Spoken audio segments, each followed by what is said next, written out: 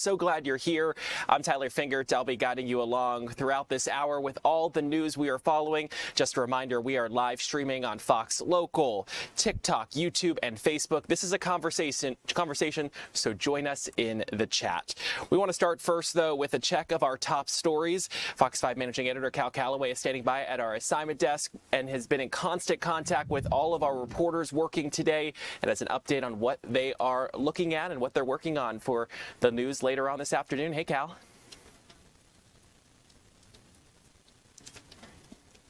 I think we're having some trouble hearing you, Cal. I'm not sure if it's with the mute. Let's try now. Do you hear me now? I do hear you, but we lost your video, and there you are. And so I'm back. And so, well, that is good. We're glad you're here. What are some of the stories we're working on? I apologize for that. Let's begin out of DeKalb County, where we are following a story that happened late last night, and we got new information on early this morning.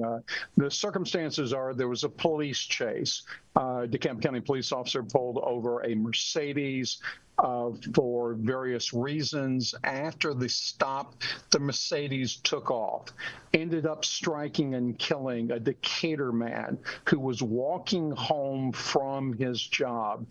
Our Fox 5 reporter, Allie Levine, a short time ago spoke to the victim's family. The victim lived just a short distance from where the accident happened. She had an emotional interview with the victim's brother, who is making a public appeal for that driver to turn himself or herself in as soon as possible. You'll hear from Allie, I believe, in the 2 o'clock hour, and you'll hear from that brother. Very emotional interview, and obviously a very sad situation there. Yeah, very understandably upset that they lost him. What else do we have? What else do we have coming up? Story actually you've been following for us for the last 2 weeks, so we're getting to a dramatic conclusion here. This is the murder trial of Edric Faust in Athens, Clark County. Mr. Faust is the man who prosecutors say in 2001 raped and killed UGA law school student Tara Baker. That case was a cold case for a number of years until DNA evidence led them to Mr. Faust. This morning, the prosecution rested their case. Immediately, the defense rested their case without calling a witness. So this afternoon, we'll hear closing arguments.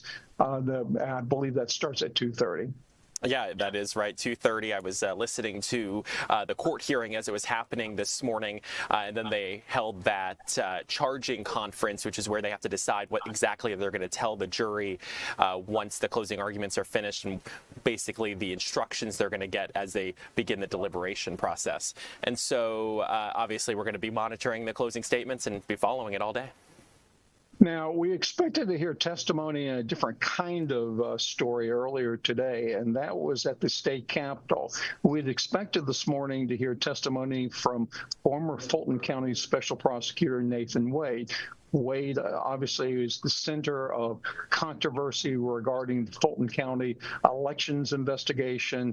It was his romantic relationship with District Attorney Fani Willis that sparked several questions and frankly sparked this investigation. Mr. Wade did not show up for the hearing today. Now, Angelique Proctor, who's been covering the story for us today, says that the committee went ahead and met anyway and had some discussion about when we may see Wade testify. If you recall, District Attorney Willis testified several weeks ago before that committee. There is a time issue here. That committee hopes to draft some legislation regarding the conduct of district attorneys that they want to present in both houses of the legislature before the General Assembly adjourns, I believe, in April.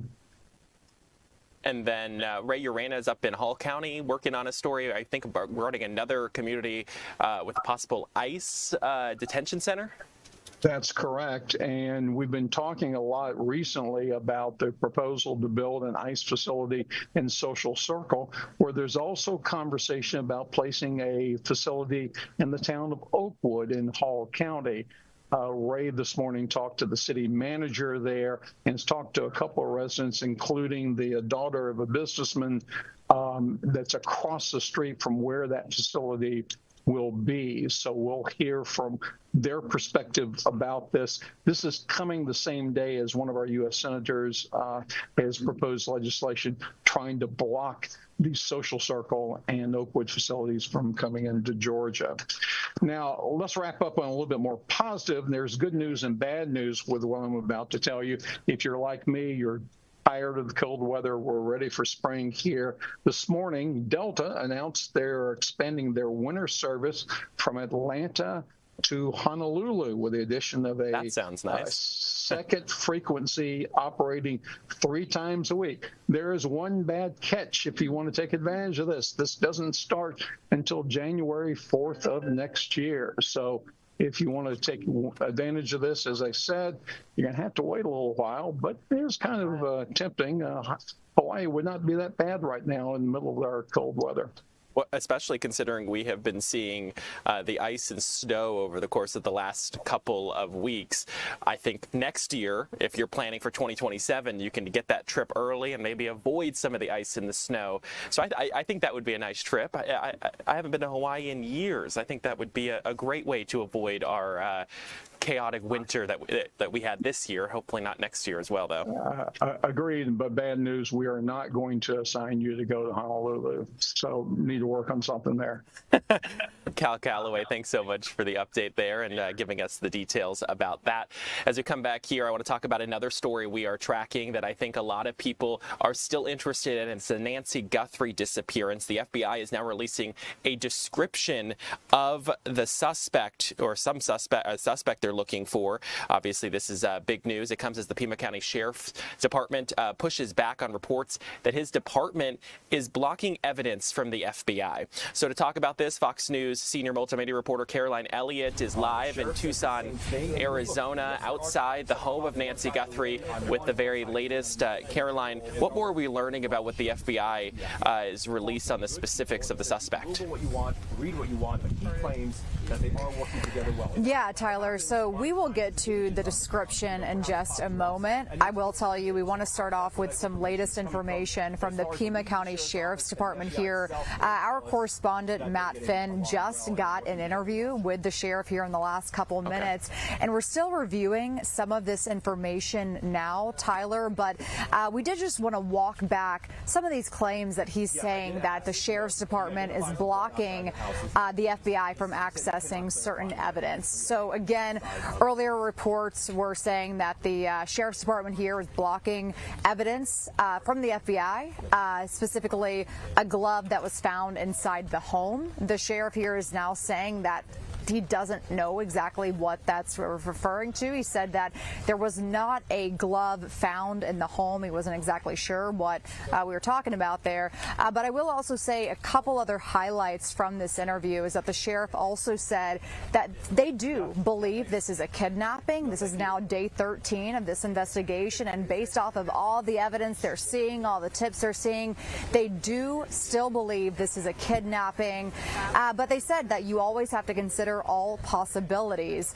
Next highlight from this interview we'll mention is that in regards to a suspect or a person of interest, the sheriff here said that nobody is ever eliminated. So again, it looks like the sheriff here opened all different kind of possibilities here as they're now receiving thousands of tips on this case. Tyler. Obviously, this is a big deal for a lot of people. I mean, this is a story that a lot of people have been following closely. We know that earlier in the week that they had detained someone for questioning. Have we heard of anything, any other types of situations like that? We have not, Tyler. We know earlier this week someone was detained and then released a couple hours after. But again, in the last several days, we haven't heard any kind of new news about a possible person of interest or anything like that. We will tell you, though, the FBI did release a new description on that suspect from the surveillance video that was pushed out earlier this week. And the FBI is now saying that that suspect is a man somewhere between between 5'9" and 5'10" with an average build. So investigators are really hoping these details could maybe help someone point that person out in that video and then tell police. Caroline, and this all comes as now the reward has gone up even more. So hopefully people out there are able to maybe give more tips. We know that there have been more than 4,000 tips since that those images and pictures have come out over the course of the last several days. Caroline Elliott in Tucson, Arizona, thank you so much for joining us here on Fox 5 News Live at 1 o'clock. As we come back into our studio here, we want to continue talking about more things that are affecting a lot of folks, and that includes the weather. If we take a live look outside at Hartsfield-Jackson Atlanta International Airport, looks like an absolutely beautiful day out there. I mean, blue skies. It's a little cooler than it was earlier in the week, and I want to bring in Fox 5 Storm Team meteorologist Greg Majeski to talk about this and what we are seeing in terms of the forecast for Valentine's Day tomorrow. That's the all-important thing that people care about. It is, and of course, a lot of folks want to go out and make sure that they're not going to get dumped on with rain while they're going out. I didn't mean that figuratively, by the way. Just saying. We're talking about rain, okay? Anyway, you're strictly weather. Specific. I'm strictly weather. I do not handle that other stuff. Anyway, we're looking at temperatures today. Pretty good outside. We got temperatures out there warming up nicely. We've got a lot of sunshine coming on in here, and we're looking at temperatures already in the 50s. We'll get some lower 60s. Already 60 degrees over in Rome, 54 in Blairsville. These are fairly seasonable, about where they're supposed to be for this time of year. We're not going to see any real big changes until next week. That's when things will begin to warm up out there just a bit. Radar is clear. It should remain that way. Now, tomorrow there might be a stray shower, maybe, but the real rains do not arrive till Sunday. So if you're going out Saturday night, have the umbrella just in case, but I don't think it's going to be anything that's going to cause any problem. Even if you do get wet, it's going to be quick moving. So not a big deal here. What we're watching is this big storm system out at coming into the middle of the country. There could be some active severe weather forward tomorrow going out toward Oklahoma, down through Texas with that system moving on. We're not anticipating it to be severe up our way. Now, there could be some hefty thunderstorms down along the Gulf Coast, but nothing that's going to be impacting our weather here. You see the thunderstorms there across Louisiana. In fact, the Storm Prediction Center just upped them to a slight risk. That's level 2 for going into Saturday night and into Sunday. So something to watch there. And this will be active weather along the Gulf Coast. So if you go into maybe heading to the Gulf Coast for the Valentine's Day weekend, you may get a few hefty thunderstorms down that way. But our weather here just looking wet. And then once the storm system goes by, a lot of red on this map. Yep, above normal temperatures. That's going to stay with us going into next week. So staying on the warm side. And when I say warm, I'm saying temperatures in the 70s here going into next week. So we got the high rain chance on Sunday. Probably don't get rain back in here again until the following weekend, the way it's tracking right now. But that means allergy sufferers, get ready. You know what happens when we start punching the 70s going into February, getting into March. That means that pollen count's just going to go crazy. We're obviously going to be a little past mid-February at that point for Thursday. Is that about average for this time of year? No, it's not. That's above average. Okay. Yeah, definitely. Yeah, we're supposed to be around about 60. Yeah. Okay. Yeah. Well, Greg Majeski, thank you for the update there and giving it to the people joining us here for Fox 5 News Live at 1. We still have a lot more ahead, including a new era in Black history at UGA is being chronicled in a new documentary. We'll talk to 2 of the people featured just ahead.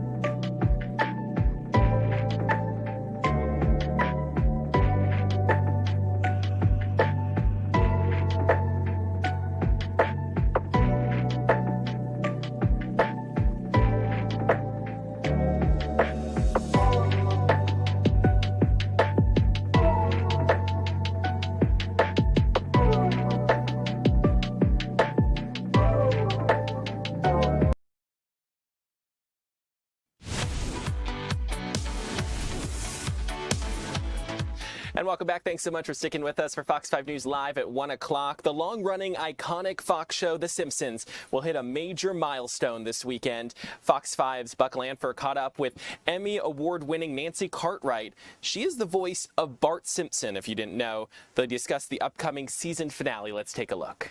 I want to start with this. And you know, whenever you're going to do one of these interviews, they send you press information, bios, that kind of thing. And I want to read the first sentence or two from your bio because this made me laugh. Nancy Cartwright has often been arrested for truancy and vandalism, and she maintains a spotless criminal record.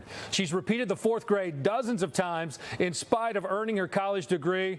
And finally, despite being a grown woman, she's given a certain spiky-headed 10-year-old boy a voice for 37 years. And that is one of the most creative bios I think I've ever read. Thank you. Thanks. Nobody's ever said that before. Buck, you're number one. Oh, good. I love being number one. All right, so let's talk about this. When you auditioned for this role, I don't know, some 40 years ago, could you ever have imagined that in 2026, we'd be sitting right here talking about what we're talking about? Buck, you were not even an idea in my mind back then. Boy, how things have changed. No, it just, I don't think anybody had any clue, you know, as to the magnitude of the success.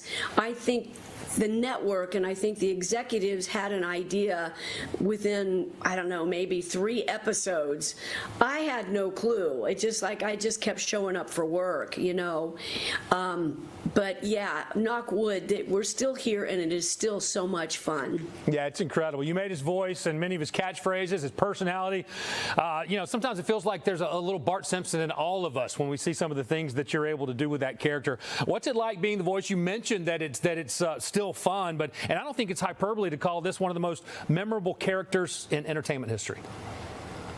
Oh, thanks.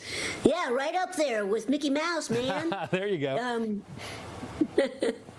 Yeah, I mean, that's an honor. That's a real honor to be part of such an iconic show that's got its own legacy established already. I'm just thrilled to still be a part of it, and it's still fun, and to keep doing it as much as we do it, and that it still is so cohesive as it is. It's fantastic. It's a dream come true. Do you get stopped? And the fans are amazing. The fans are just incredible, and they just kind of keep this boat afloat and keep doing our thing. Do you get stopped in the grocery store when someone hears you talk like, wait, I recognize that voice? Does that happen? Not so much. Yeah, not so much. Occasionally that has happened over the years, but it's funny. Even you know, with everything I got going on and doing a lot of social media and whatnot, it's like I do get recognized, but it's not like my face is on camera. I'm not in your living room like I am right now. Right. Now they know. Now they know. All right, let's talk about these 2 episodes on Sunday night.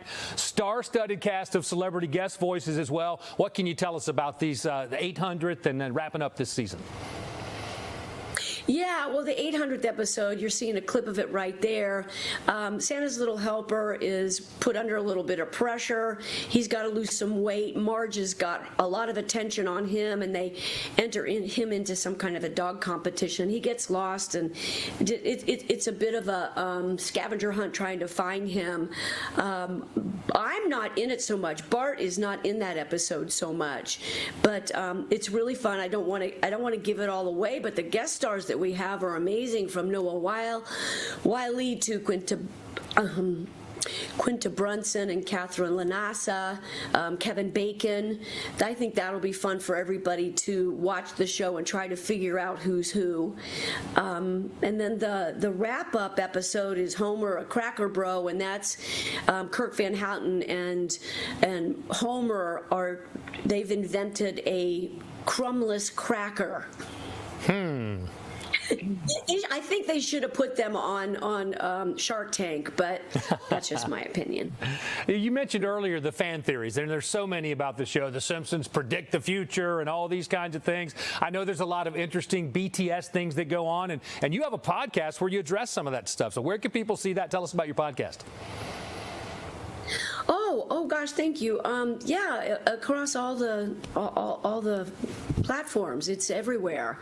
It's Simpsons Declassified with Nancy Cartwright. We've had Allison Janney and Al Yankovic, and some of the writers on the show have been fantastic. Al Jean, Dave Merkin, some of the voices, and we kind of go behind the scenes and expose to anybody watching it kind of the detailed stuff that they might not know about, and it's really for the fans.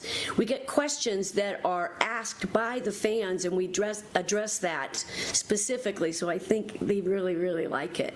And so we're almost out of time. Finally, though, 37 seasons, and I assume counting. It's the longest-running American program, sitcom, and scripted primetime series, and it seems there's no end in sight from here. What can you tell us about the future of this show? Yeah, there's no end in sight. That's great job security, right? That's great job security. Yeah, it is. Well, we're up through, we'll be going through season 40. We're starting with season 38. So we have 3 more seasons to tape, and it's still going to be fun. I'm looking forward to it. I love it. Love it. Nancy, thanks for joining us this morning. Man. Yeah, that's awesome. Continued success to you. You're a real pleasure. Thanks, Buck. All right, and Nancy Cartwright, an all-new milestone 800th episode and 1-hour season finale of The Simpsons airs Sunday night, February 15th at 8 o'clock, followed by Universal Basic Guys at 9 and Family Guy at 9:30, and you can watch all of that right here on Fox 5.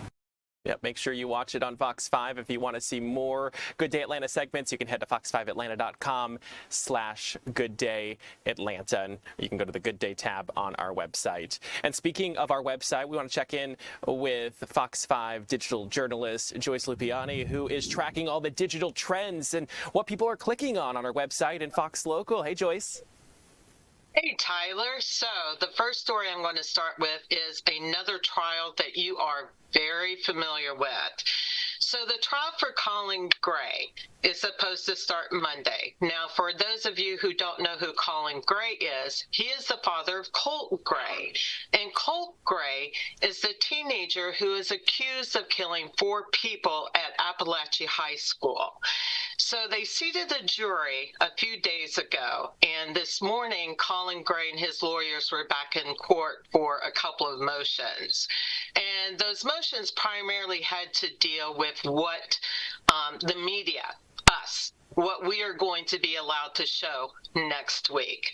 So obviously, there are some concerns about, people who are going to be on the stand, specifically juveniles, like students. There's some concerns about them being shown on everyone's television sets or on live streams. They're also concerned about some of the more graphic evidence. And so, they had to talk about that this morning before the trial gets underway on Monday.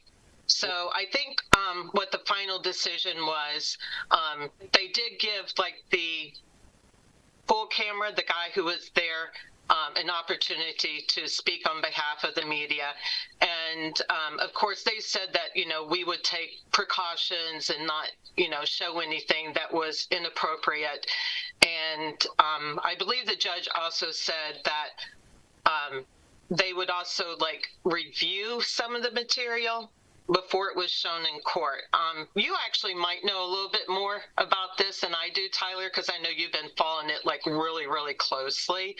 So, it should be, we are planning on live streaming the whole thing when it gets underway next week, but there's definitely going to be some restrictions on it. Yeah, I didn't get a chance to listen to this hearing this morning because I was listening to a different court hearing. The way I described it in our newsroom was inside baseball. A lot of this stuff is things we wouldn't have shown anyway. Any of the disturbing images would never appear on our air or on our streaming app or on YouTube as we live stream. So the restrictions, while they're trying to restrict it, is obviously to make sure that they can protect people from some of these, and the victims' families from some of these disturbing images. What's another thing that's we're seeing a lot of people clicking on right now? Oh, well, this next story is kind of crazy. So apparently this happened late last Saturday night, and it was at a Quick Trip in Kennesaw. So a woman named Chelsea, she was there with her 12-year-old son, and they were inside the store. Well, apparently her son walked out in front of her, and there was this other woman out in the parking lot, and the woman started asking the kid, what are you doing? Why are you here? Are you by yourself? And then Mom, Chelsea, came out, and there was an argument. And I guess it got like really heated. Both of them said some things that they probably should not have said. But eventually, according to Chelsea, she and her son, they started walking away. And this woman got in her car, put it in drive, and ran into Chelsea. So it knocked Chelsea down, and I mean, it didn't just knock her down. She is like badly injured. We talked to her while she was in the hospital, and she has like a dozen broken bones. She's already had at least like one surgery, and I think she has to have more. But, you know, the whole thing is kind of crazy. I think you just showed like a picture there on the screen, and there are more pictures, you know, on our website, or a link to more pictures on our website. They're pretty graphic. And as far as the woman goes, the woman who allegedly ran over her, I guess she called 911 and told them that someone had jumped onto her car. So when the police came out there to talk to her, well, they gave her a sobriety test, and she did not pass. So they arrested her, and she's been charged with, you know, driving under the influence or driving while intoxicated, and causing serious bodily harm to somebody. So, you know, everyone, I mean, that story is crazy, and everyone has definitely, you know, been clicking on that story today. I can see why, certainly with what the allegations are and what allegedly happened there. Someone just commented on our TikTok stream that's their QT. I'm sure that's not what anyone likes to see happening at the place that they frequent, so kind of scary there. I know I can see why people are clicking on it. Right, we all go to QT. I mean, they are everywhere, and yeah, it's really scary that something could happen like that. And so the final thing is pretty much one of our top trending stories every single week on our website, and it has to do with things that are happening in Metro Atlanta.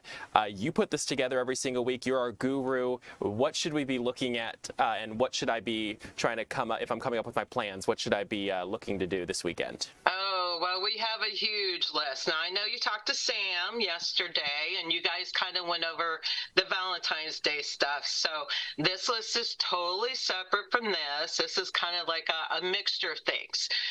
There's like live music on here. There's things for the family. There's free things to do. Well, one of those things next week is Fat Tuesday. So a lot of places have already started celebrating Mardi Gras, and Politan Row at Colony Square, they are having their celebration this weekend, and I have not been, but I've heard it's like one of the biggest. So that should be a lot of fun. If you live in Midtown Atlanta, you might want to go check that out. If you're a fan of Cat Williams, the comedian, he is going to be at State Farm Arena on Saturday night, and you know, he's hilarious. So that's going to be a great show, I'm sure. And the other thing, and I have gone to this 2 or 3 times, I love it, is Orchard Days over at the Atlanta Botanical Garden. They do this every year, and they have, oh my God, it is so beautiful. If you have not been and you like orchids, it's amazing. So they do this every year. I think it's there. I should have looked. I think it's there for like a month or so, but it starts this weekend, and it's just absolutely gorgeous. But like I said, we have tons of events. They're separated by county. There's free events. I mean, there's just something for everybody. Is what you're doing this weekend on that list, or are you doing something completely separate? No, I kind of told you what I was doing this weekend. It's not on the list. I should put it on the list, but I did not put it on the list. And for everyone watching, what is that? I think it's with your Jeep. Oh, yes. So I belong to a Jeep club, and we're going up to Charlie's Creek, and we're going to drive down a trail, and then we're going to drive through the creek and generally get as muddy as we can. Am I invited if I want to go? Absolutely. Well, I'll connect with you once we finish up this 1 o'clock news hour. Right on. Joyce, thanks so much for joining us here this afternoon and telling everyone what to expect this weekend and also our top trending stories. I do appreciate it. We still have a lot more ahead here on Fox 5 News Live at 1 o'clock. If you looked at the calendar, you know it is Valentine's Day tomorrow, and it falls on a weekend, which is really nice. But instead of buying flowers, we're giving you a different option. We'll show you just ahead.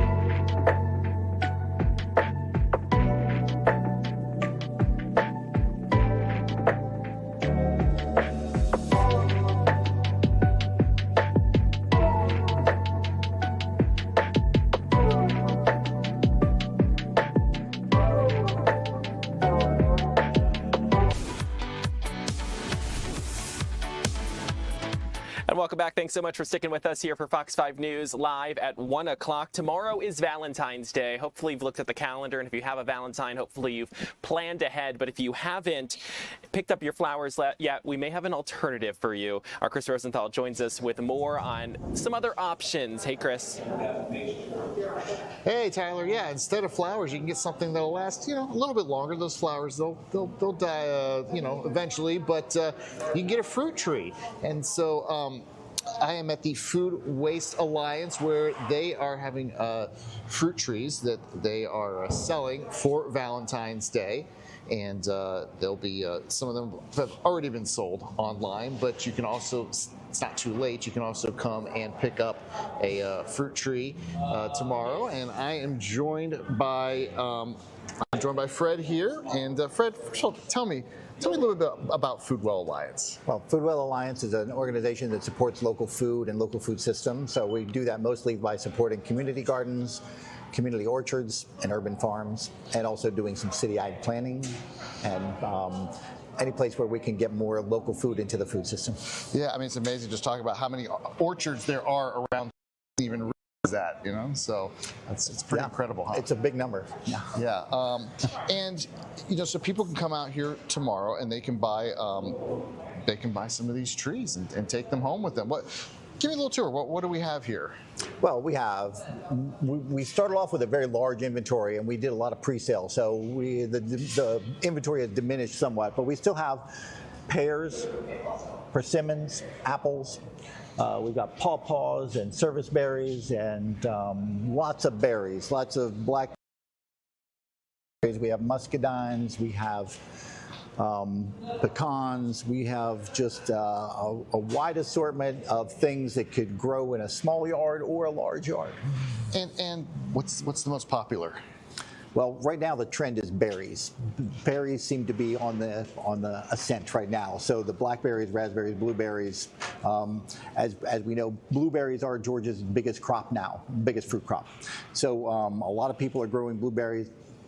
They don't have much. You don't have to prune them any particular way. They don't need a big spray schedule, really pest and disease resistant. So it's an easy crop. As long as you keep the squirrels away from them, you can usually get a win on blueberries.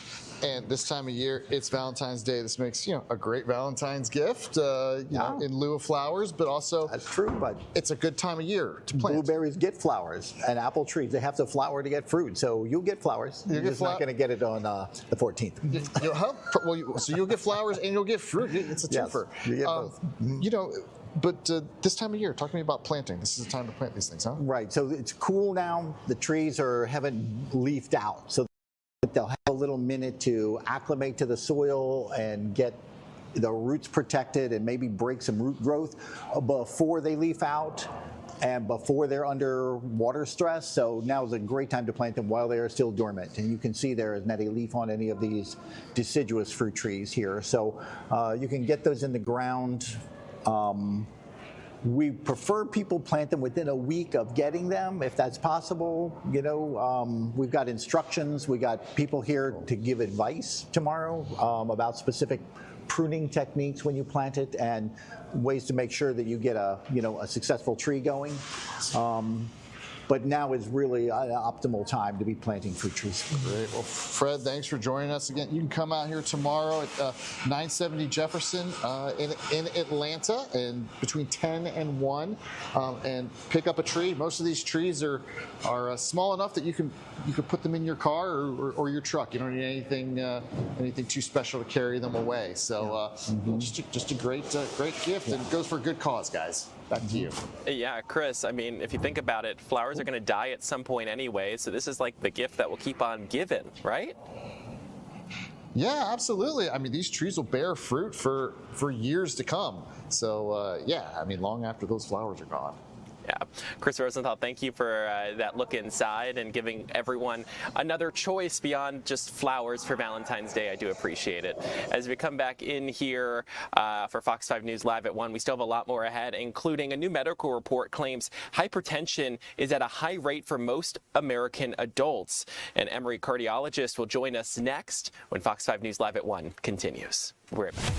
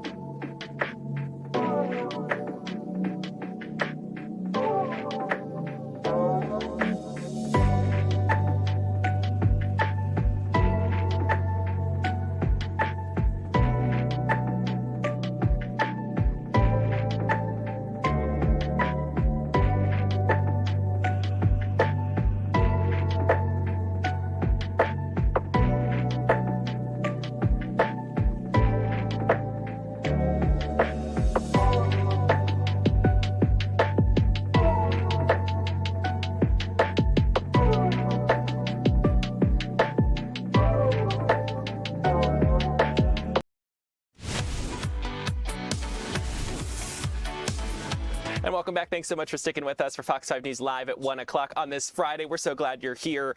We want to go to a story that I'm really happy that we can share this afternoon. And it's been 55 years since 5 young black men walked on to the University of Georgia football field and changed history. They became the school's first African-American scholarship players and reshaped college football in the South. Now their story is being told in a new documentary called The First 5: Legacy in Motion. It premieres February 22nd in Atlanta alongside the launch of a new scholarship fund supporting first-generation and underserved students. Joining us this afternoon is Horace King. Horace, thank you for being here. Oh, thank you for the invite. So let's talk about this. Take us back to 1971 when you walked on that field. Did you realize that you were changing history, or were you just focusing on football? I was really just focusing on football and being there. Just proud and happy that I started playing high school football to get a scholarship, that I got a scholarship, and it was time to cash in and make it the best I could, as successful as I could. Yeah. And from that time, what is your first memory going back to then? Moving into McCourty Hall, because at that time we had an athletic building to what most of the athletes, basketball, football, baseball, all lived in McCourty Hall. Okay. And the first day moving in, it was just kind of a little bit unnerving because Ku Klux Klan emblem was displayed. Mm-hmm. That's an unfortunate reality of what that time frame was, and terrible that something like that was even a thing. What kind of resistance did you face that season? That was the only thing that I would call any resistance. The rest of it was just doing the best I could to be the best football player I could and the best student athlete that I could there. I went there to play football and to actually graduate from school. And so you got this new documentary comes out February 22nd. It's Black History Month. Why does this story still matter 55 years later? Well, if you look at the University of Georgia football team today, you might think you was at a black institution. Back when I showed up at the University of Georgia, that was really, as you can see here, it was 5 of us, and I think Larry and I made the varsity team. When we went to college, you couldn't play. Freshmen could not play ball as they entered college, so we had to be a sophomore and make the team and be on the team. So I think Larry, Chuck, and I made the team. The 3 of us made it our sophomore year. So that was just something I wanted to do. I was living my dream. Have you gotten a chance to see the documentary yet? No, I have not. You have not? Okay, so you're going to be watching it along with everyone for the first time on February 22nd? Yes, I will. Do you know what people are going to be able to experience when they go to the gathering spot on that night? Well, there's some other people setting up some things for us to do there, so we haven't had a dry run as to how everything is going to function. So I'm in it. You know just as much as I do. Are you excited for that day to be able to see this documentary? And you guys are also using this as a chance to debut a scholarship fund for the next generation. Why is that something you guys wanted to do as a part of all of this? Well, we didn't just arrive there without some support and some people pushing some levers to get things to happen. And we just want to keep the ball rolling, contribute, give back to help others. And so the scholarship is specifically for first generation and underserved students. I know in college, sometimes for scholarships, sometimes there aren't scholarships for people like that. And do you think that this is going to be beneficial to people who go to UGA to benefit from something like this, for their chance to be able to be able to have that college experience and be able to get better and learn more? Yes. I don't know all the details of how college really works today, but there are sometimes kids get in school, money gets short, things run out, whatever problem they come up with. If we can make contact with those type of individuals and assist and help them to allow them to remain or stay in college so they can eventually graduate. That's what we would really like to do. And I want to ask you this. If you could finish this sentence, our legacy is, what would you say? Future, looking forward. Well, Horace King, I really appreciate you joining us. You guys can see the documentary on February 22nd. That's going to be at the Gathering Spot. Horace, I appreciate you joining us this afternoon and telling us a little bit about your experience and being able to promote this great documentary that's going to debut later on this month. And we're going to put the details on our website, fox5atlanta.com. As we come back into our newsroom here, I want to continue talking about some of the more fun that we have been seeing over the course of the last several days, and we're going to be talking about those stories over the course of the next several hours here on Fox Local and the different events happening here in the Metro Atlanta area. But one event that happened today has to do with Fulton County schools participating in a school taste test, giving them a say on what's on their plate. Fox 5's Eli Jordan. Hey, I'm at the Fulton County Schools Administration building where they are doing the Student Choice Food Challenge. That's where 160 students have an opportunity to test out potential new meal recipes here for next year's menu. And it's a really cool way for people to get engaged, students to get engaged. And the guy who came up with all these recipes and having them checked out is Chef Reggie, which rhymes with veggie. Hey, Chef Reggie, how you doing? I am doing wonderful, wonderful, wonderful. So tell me, you came up with these recipes, and you're on the hot seat today, aren't you? Yes. Well, me and my team came up with the recipes. They're inspired by the students, inspired about what they see out in the industry, also what's trendy, and all those type of things like that. And so tell me, what kind of reaction have you gotten so far? What's it like to have so many people try all your food and judge it at once? Well, it can be a little nerve-wracking, but we've been having a lot of good responses from the children today. They've been enjoying everything. They're happy, excited to be a part of this. And so right now, this is such amazement. And so this is the 8th annual. You've been doing this for 8 years. Yes, How hard is it to find recipes and, such a broad spectrum of kids? You got elementary school all the way up to high school kids. Well, I have a passion for food, so it can be a little difficult at times. But one thing about it is just staying true to what kids may want, and also trying to do things that may inspire them to think about different things. We also like to go out and look to see what they're doing in the industry to find out, hey, what's going to be trending, what the kids might even like. TikTok is one of my friends, and I like to look at recipes on there too. Gotcha. And also too, just because one group doesn't like a dish doesn't mean it's done. It's like, I guess, you said elementary school kids could like something no one else likes, but they'll see that on their menu, I guess, right? And one thing about it is having the different choices in the different grade levels.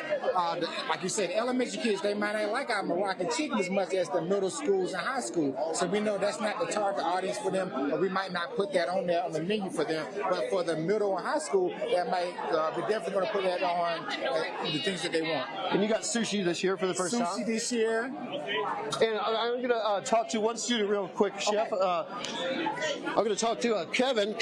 So I'm going to ask you to hold that and your microphone real quick. And so it's Kevin, this is your first time. You're a 10th grader. What do you think about this event, and what do you like so far? There's a whole bunch of people here. I love it. The instructors, they're pretty energetic. They're lively. Bring the energy up, right? And so, what about the food? Tell me about the food. The food? Hold your mic just a little bit closer. Yeah. Sorry. I ate a bunch of food so far, and I love it. Everybody's positive. The food's great. I want to see them in my cafeteria lunch. Awesome. So, Chef, real quick, how do you like that review? I love that review. It's one of the best reviews I could ever get. Just having to want to eat the food in their cafeterias. And that's very important because they eat in the cafeterias. That means they present themselves to learning even better. Because if you have an empty belly, it's hard to learn. That's right. I could have said it better myself. Awesome. Well, Chef Reggie, which rhymes with veggie, thank you so much. And that's what's going on here at the Fulton County Schools headquarters. They're doing taste testing. They're going to see what's going to be on the menu next year with the help of the students of Fulton County Schools. Back to you guys. Eli, thank you so much. I am so glad that they actually get that choice in Fulton County. I remember fondly school lunches and having the chance at like eating things that in elementary school. Always, I love the chicken nuggets. First of all, I don't remember fondly. The food was actually good in South Public Florida. school food, okay? Number one. Number two, I didn't have a chef walking around my cafeteria. I don't remember that either. All I remember are rectangular pizza and tater tots. And milk, like warmish milk that came out of a little cardboard thing. See, I never had that. I actually had a really good experience with school lunches in elementary school and middle school. The Mexican pizza was, besides the chicken nuggets, were always my favorite. Tyler, are you a big Valentine's Day guy? I mean, Valentine's Day is tomorrow. So wait, it is? Yeah, it is. So the answer is no. Yes, I'm aware. Tyler's not a big Valentine's Day I'm aware guy. it's Valentine's Day tomorrow. We've been talking about it all show. Well, there's a thing going around where, like in offices, okay, like you would get me or you would get somebody else Valentine's Day gifts. Do you think that office Valentine's Day swaps are appropriate? Or do we keep it professional here? I feel like here we don't. Maybe we do a potluck. I don't know, but I feel like that could be viewed as slightly inappropriate. I don't think human resources would appreciate that. Well, it happens, okay? It happens in a lot of offices. So tonight at 7 o'clock on The Pulse, which you can stream right here on Fox Local or watch on the broadcast channel at Fox 5, we're going to be talking about the appropriateness of giving somebody in your office a Valentine's Day gift or leaving something on their desk or chocolates or flowers or whatever, and whether that's appropriate or not, whether it crosses any kind of boundaries. I guess if you're friends, it's okay, but not like, surprise, I got you a Valentine's Day gift. But if you're friends, you should do it outside the office. Yeah, perhaps. That's a good idea. Maybe do that. So that's going to be our big discussion in addition to other Valentine's Day stuff, because we're all about Valentine's Day tonight at 7 o'clock on The Pulse. And you can weigh in on that topic and all the topics you guys are going to be talking about at Fox5Atlanta/Pulse, and they'll be looking for your Fox5Atlanta.com. Yes, that's what I meant. Sorry. /Pulse. Yes, that is correct. What he just said. Anything else going on? We have a lot. Before I go back to my desk, I look for Valentine's Day gifts. Well, it has to do with heart, I guess. Okay. Coming up next, actually, right now, high blood pressure affects nearly half of American adults. Did you know that? I know it's a problem, but it can be controlled. So hopefully this story is about how you can tackle it. Okay.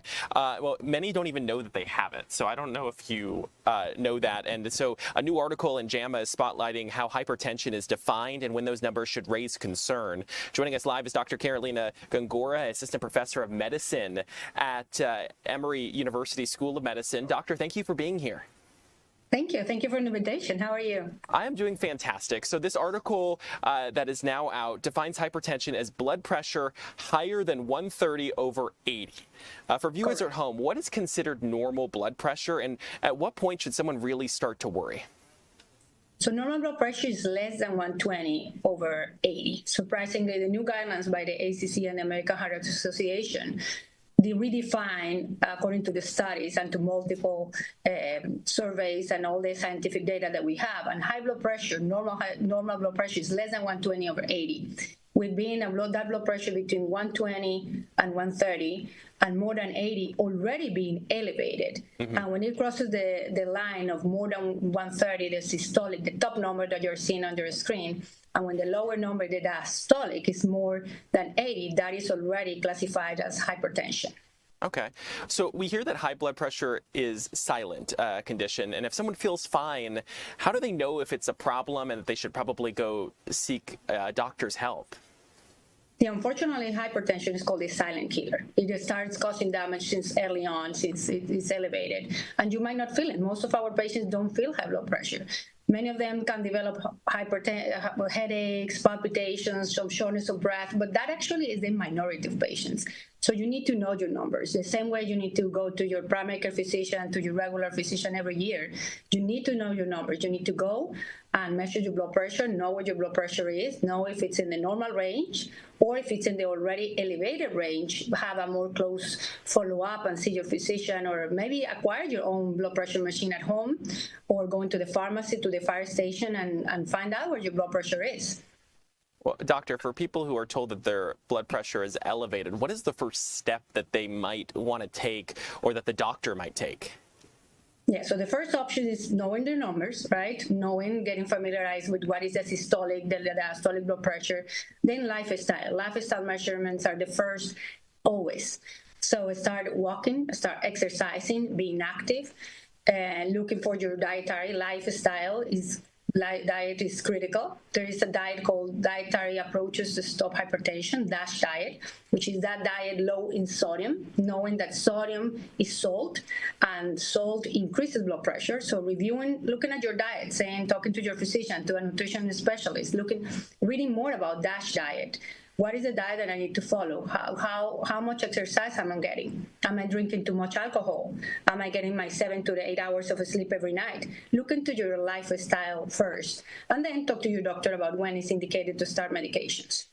So lifestyle first and then medication. So it's not always the first thing that you're going to hear is you need to take this pill every day. No, exactly. So as I said, the normal blood pressure is less than 120/80. When the blood pressure is between 120 and 130, is the yellow zone. You need to be aware. I need to monitor my blood pressure more often. I need to start making changes. Weight loss to appropriate level, and then when it crosses the 130/80, in certain patients, they need to be started on medication at that level when it's more than 130/80 in the higher risk patients. And that is when the cardiologist or the primary care physician come into play to tell you in which category are you. You are in the high risk category, you need to start medication right away. If you are in the lower risk category, you can afford to try lifestyle changes for the first 6 months, close monitoring, and then reassess after 6 months and decide if lifestyle changes are not enough, then you need to start medications. And then with the definition changing over the years of high blood pressure, because I know I've been told different points that it was this number, and then like a couple years later, 6, 7 years later, I heard a different number, and more recently. Do you think that makes people underestimate their risks, not realizing that the definition of high blood pressure maybe has changed a little bit?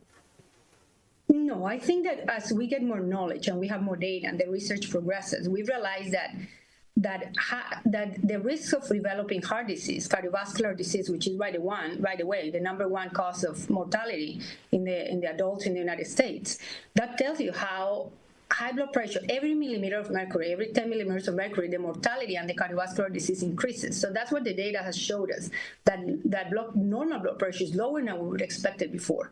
So I hope not. I hope that they are realizing that this is more important than previously believed and that we need to take action before. Before, we used to think, 10 years ago, as you mentioned, we used to think that we needed to start medications or taking action when it was more than 140/90. Now we know with the data that we need to move that threshold lower and take action before. Dr. Carolina Gongora, thank you so much for joining us here on Fox 5 News Live at 1 o'clock. Pleasure. I do appreciate it. Good information. Hopefully for people watching at home, they can be able to learn something, and hopefully if they feel that maybe there is an issue, they should go see that doctor like you were recommending. Thanks so much. Have a good day. Bye. And that is going to do it for us for Fox 5 News Live at 1 o'clock. We still have a lot more ahead coming up on Fox 5 News Live at 2. Ariel Onstad is standing by just off to the side of this camera, getting ready for the big show ahead.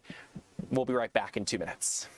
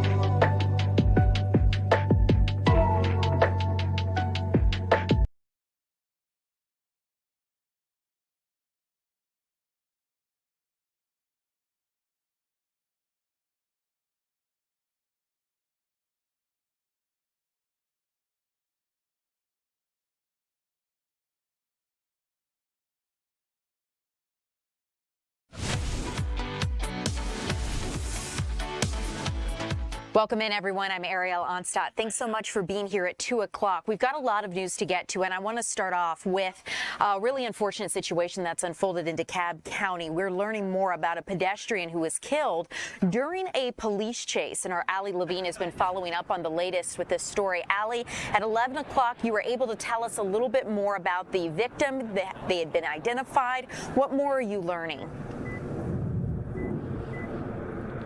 Yeah, Ariel, we have been out here in this part of Decatur really all day long, and this morning we learned that the man killed was Terry Lohman, 59 years old, of Decatur, specifically of 2 blocks from where I'm standing right now on Candler Road. Lohman was killed around 9 o'clock last night when a black Mercedes being pursued by a DeKalb County police officer went into the middle of the road and hit him where he was walking. And we learned this morning that he was walking home, again, just 2 blocks from the spot where he died. He lived there with his mother. It was actually the house that he grew up in and spent the majority of his life. Also at that house today with his mother was his older brother, Willie Lohman, one who he says he really looked up to. We spoke with him a little bit about his brother's life, what he'll remember of him, and particularly what he hopes to see in terms of accountability moving forward. Let's take a listen. I'm his older brother. We have 3 brothers, or used to have 3 brothers, and he was the youngest of all of us. He was the baby of the bunch, and we was all born right behind each other. And he was the jokester. He was the jokester, and he loved this. He loved family. He really, truly loved family. And the fact that, due to his demise, he's not going to be able to move forward in the progress that he was moving forward in. He's got children, they're supposed to be on their way. He's got 3 kids. And it was devastating for them to even hear it from me, and I mean, like the rest of the family. Everything just came as a shock. So it's harder on me because, he looked up to me. And I tried to lead by example. And for me to see the picture of him on a camera where I couldn't see his body,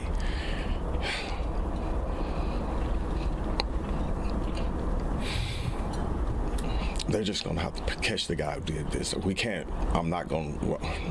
Honestly, there's no plea bargaining with this. We were not going to be able to accept any plea bargaining with this. He took a life, he's got to give up a life. That's how I see it. We're God-fearing people, and we just want justice. Whoever you are, man, just turn yourself in. They will get you. They will hunt you down like the dog you are, and you will pay for my brother's death. You can hear the pain in his voice there as he is pleading, begging for accountability in his younger brother's death. Just to back up a little bit, this all started when a DeKalb County police officer pulled over a black Mercedes sedan. Now, he was pulled over for traffic violations, included tinted windows and an obstructed license plate. Now, after that vehicle had been stopped, he or she, the driver, were unsure at this point, took off down Candler Road. Police say that the officer at that stop pursued that vehicle, and that is when this fatal crash took place. And we know now that that sedan did ultimately get away. The officer involved lost sight of that vehicle after this fatal accident happened, and now authorities are searching for the person responsible. Ariel, this is a tragic story. We're going to hear more from Willie, Terry's brother, coming up in a little bit, but you can just hear the pain in this family's voice as they grapple with a life cut far too short and so close to home as well. Allie, I have no words. It's so sad. Going home, not even involved in this situation, and this man is no longer alive. As a final question kind of to you, I know earlier at 11 we were trying to get an understanding for why that Mercedes sedan had been pulled over in the first place. Seems like we're getting a clearer picture, but are there any final big questions that stand out to you as the reporter on this, things that you really want to know?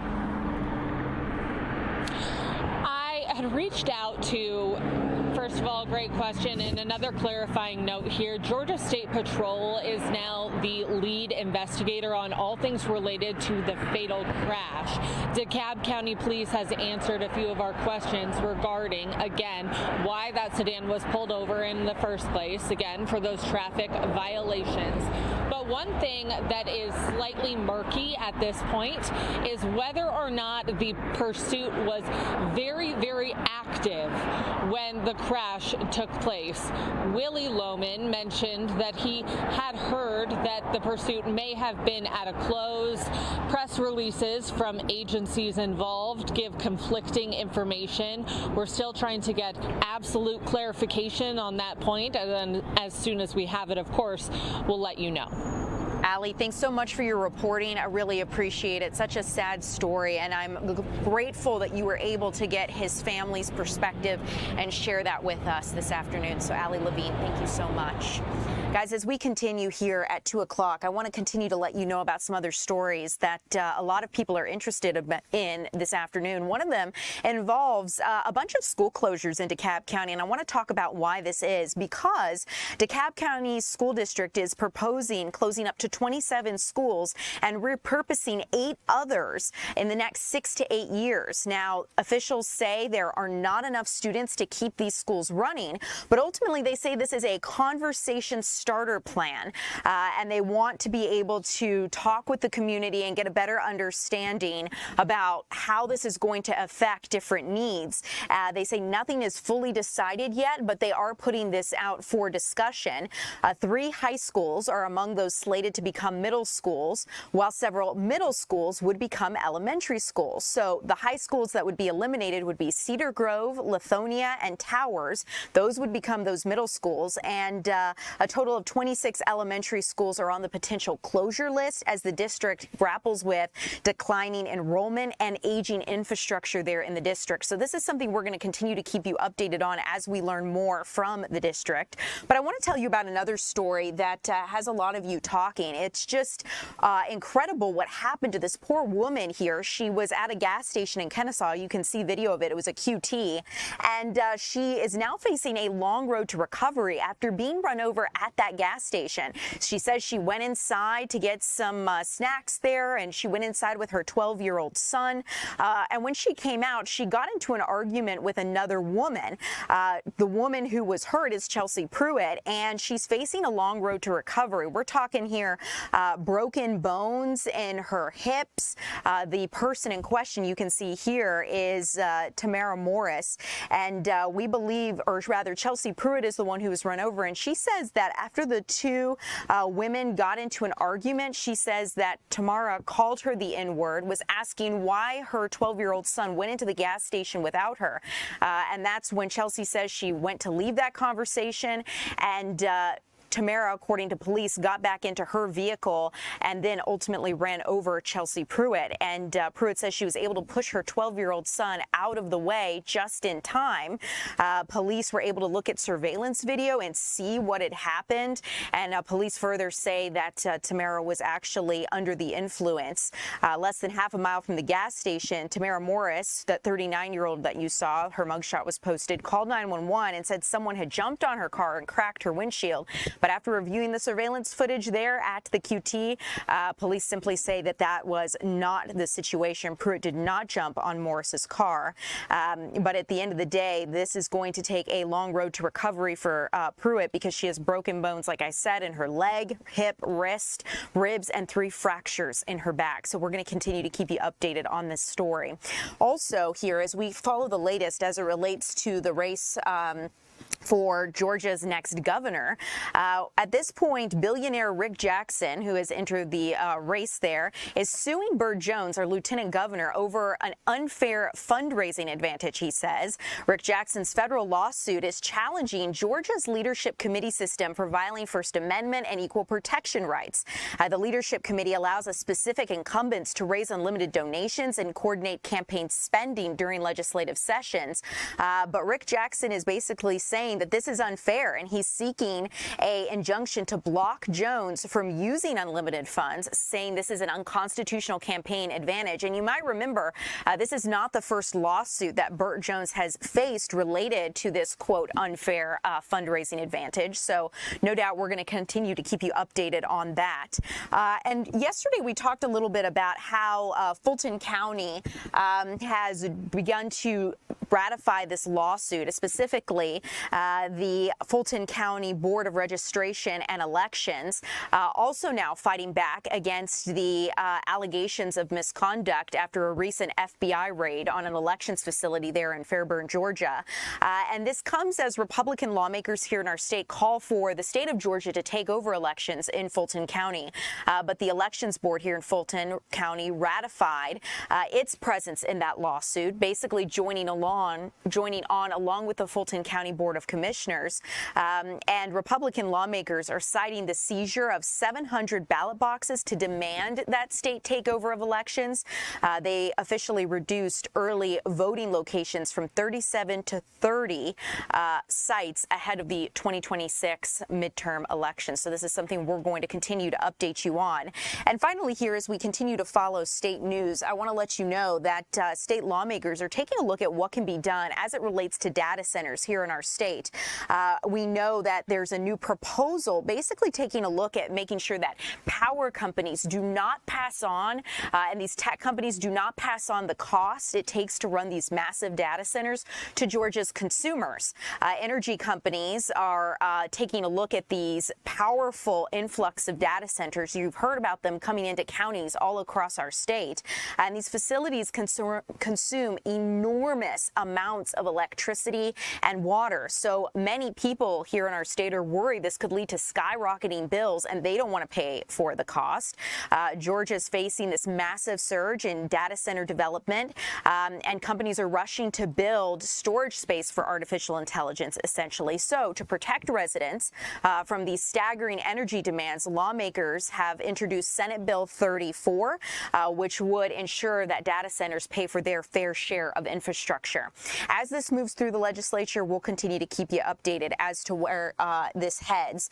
But one thing we've continued to take a look at here across our state involves the creation of ICE detention facilities and what it looks like for Immigrations and Customs Enforcement to house detained immigrants within the state of Georgia, within various cities here in Georgia. And our most recent city that we are taking a look at would be Oakwood. Our Ray Urena went out to try to get a sense of what's going on there. So Ray, can you tell us the latest about where this proposed ICE detention facility might be headed?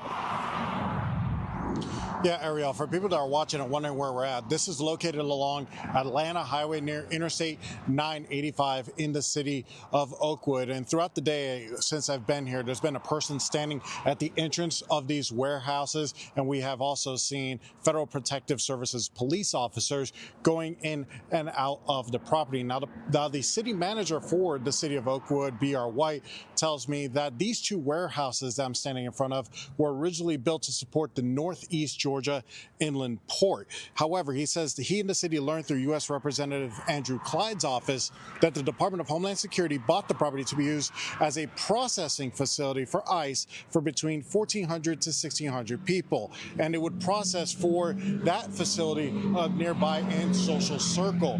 Clyde's office says DHS intends to spend about $158 million to retrofit the Oakwood facility, and it will cost about $160 million to operate for the first 3 years. Meanwhile, U.S. Senator Raphael Warnock has filed an amendment to the continuing resolution to fund the Department of Homeland Security to try to block both this facility and the one in Social Circle. And to this date, City Manager White says he has not been approached by DHS or ICE.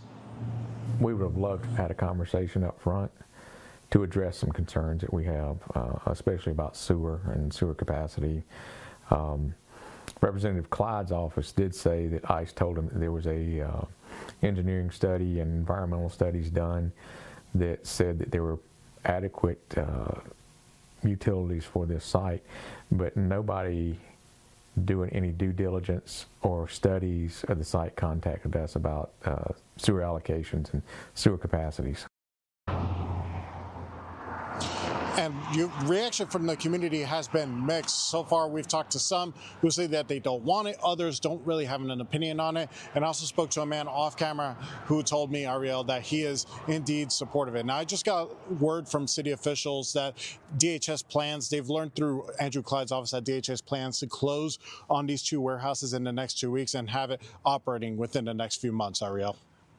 Ray, thank you so much for your reporting and letting us know where this stands. You know, it's interesting because what City Manager White was discussing seems to mirror some of the concerns that we heard from leaders in Social Circle, which was just, we don't feel we have the infrastructure to support a detention facility of this size.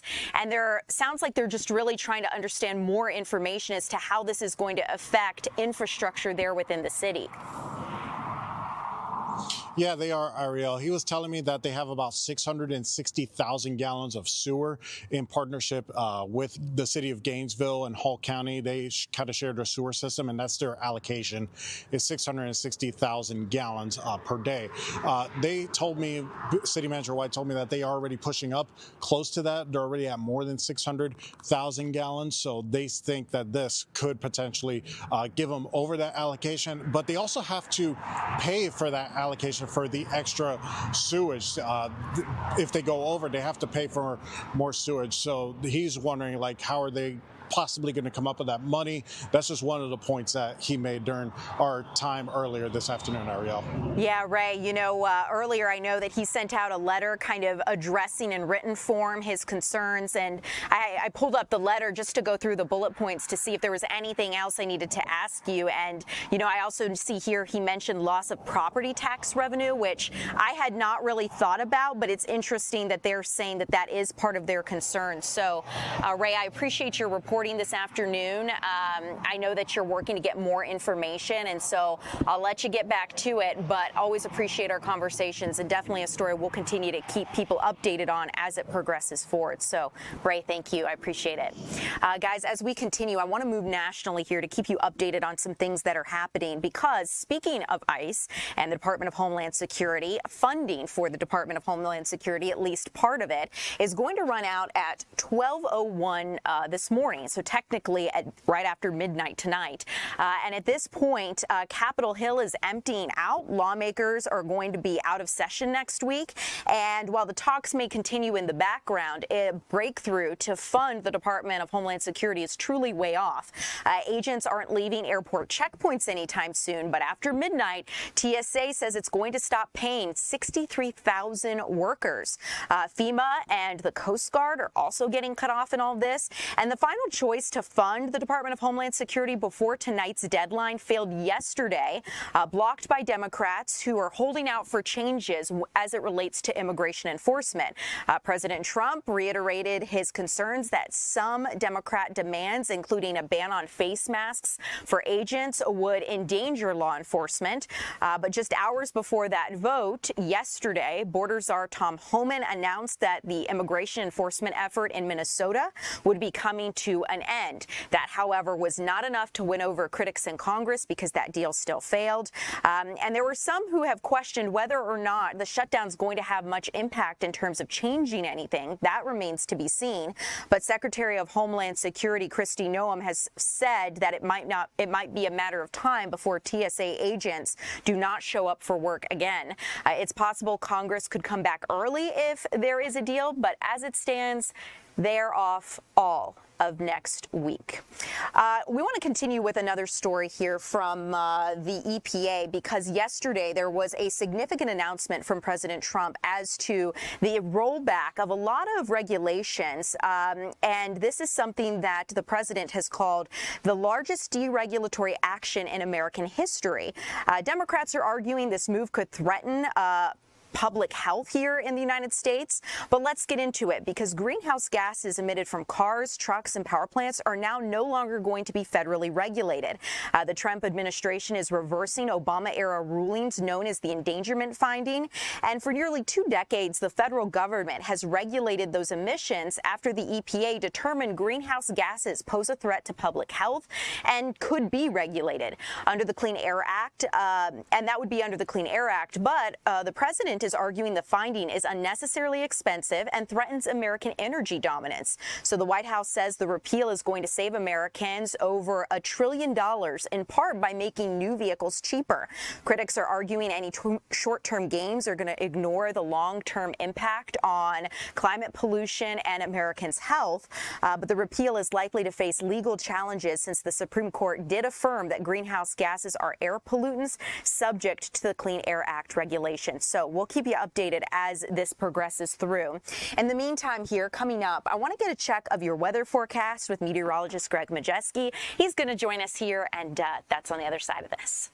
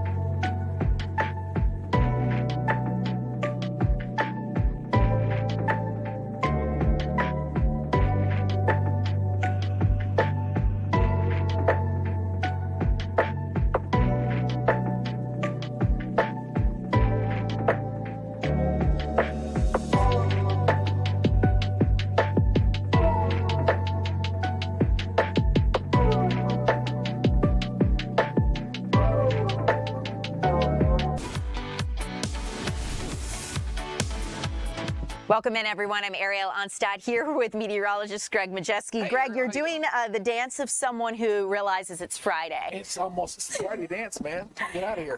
So tell me about what we are looking at for this weekend and the week ahead. Well, I mean, tomorrow's not bad. Earlier in the week, it looked like, oh boy, Saturday was going to be like a, French fest like Sunday. But fortunately, the timing shifted. I think it shifted enough now to where Saturday's looking pretty good. So, Greg, I'm going to help you out here. So continue to speak. I'm going to reach over here. I think you might need that. A there you microphone go. might come in handy. I'm You've sorry. been doing a lot of these today. You thought I sounded well. Guys, this is Friday. We're ready. We're ready. It's called the old man just lost it. So tell me what it looks like. We're losing the cooler air with these temperatures. Yeah, well, it's going to get really warm next week. That's the big story there. But we got to get through the weekend first. And today's not bad. It's a great day. It's beautiful outside. Just came back from lunch. That's what it is. I'll blame it on lunch fatigue. How about that? I see it. You see it. Okay. Anyway, so I digress. Anyway, we're sitting here in the 50s, around 60 degrees. It's a comfortable day. It's not bad out there at all. Not bad at all. Now, what we're going to be watching is going to be what's going on for this weekend. The radar is quiet here for the moment, but it won't be that way Saturday night going into Sunday, especially Sunday. Sunday. Sundays look like it's going to be, kind of the wet and dreary day as we kind of wait for this storm system that's still going to be back off to the southern plains here, going into tonight and going into tomorrow. Now, there could be some bouts of severe weather moving in there across Louisiana going into Saturday night and into Sunday, and then along the Gulf Coast. So if you have any travel plans, maybe going down to the Gulf Coast for get away for the weekend, you might run into some thunderstorms down there, especially on Sunday. Sunday's going to be the day down there. You see a lot of storms there Sunday morning coming into Mississippi. Now, we're going to be too stable up this way. We're not expecting any thunderstorms up this way. Just some plain old rains up in our neck of the woods. But down across South Georgia, Southern Alabama, Mississippi, they could see some wet weather down there. So that is just some thunderstorms. Just look out for that. Again, we're getting that time of year, getting into when we start punching the 70s like we're expecting next week. Yeah. When you see this outlook, this is going into next week, 6 to 10 day outlook. I mean, we're talking temperatures some 15 plus degrees above normal. In some instances, in some parts of this is 20 to 30 degrees above normal, like there in the middle of the country. So, yeah, it's still February, folks.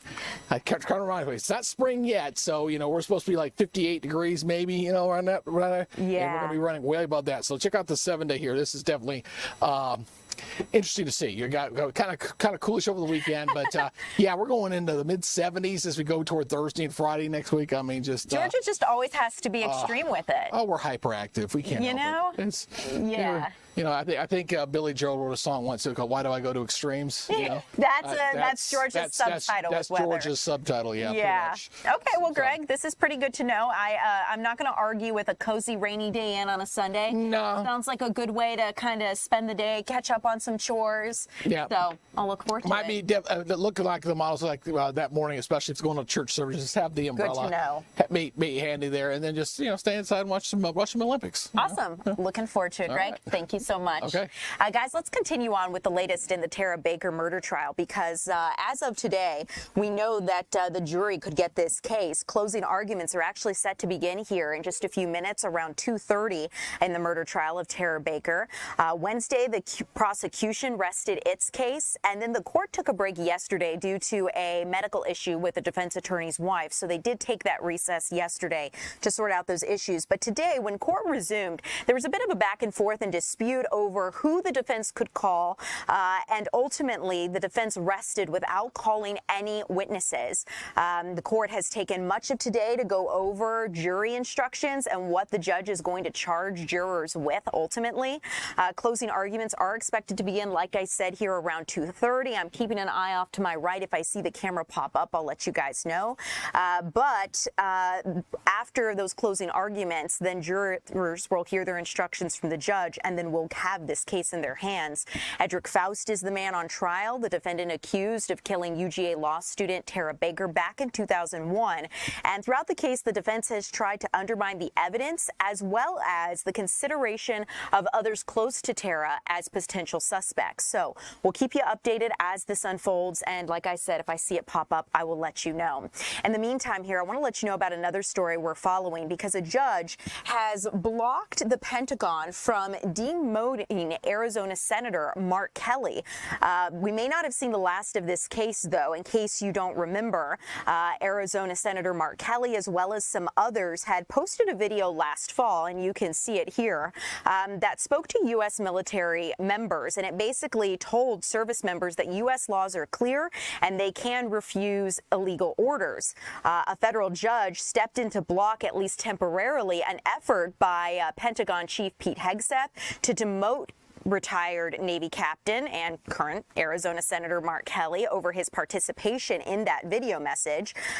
Basically, Pete Hegseth had said that it was seditious that Senator Kelly posted something like this. But in his ruling, Judge Richard Leon of the D.C. District Court wrote in part, defendants have trampled on Senator Kelly's First Amendment freedoms and threatened the constitutional liberties of millions of military retirees.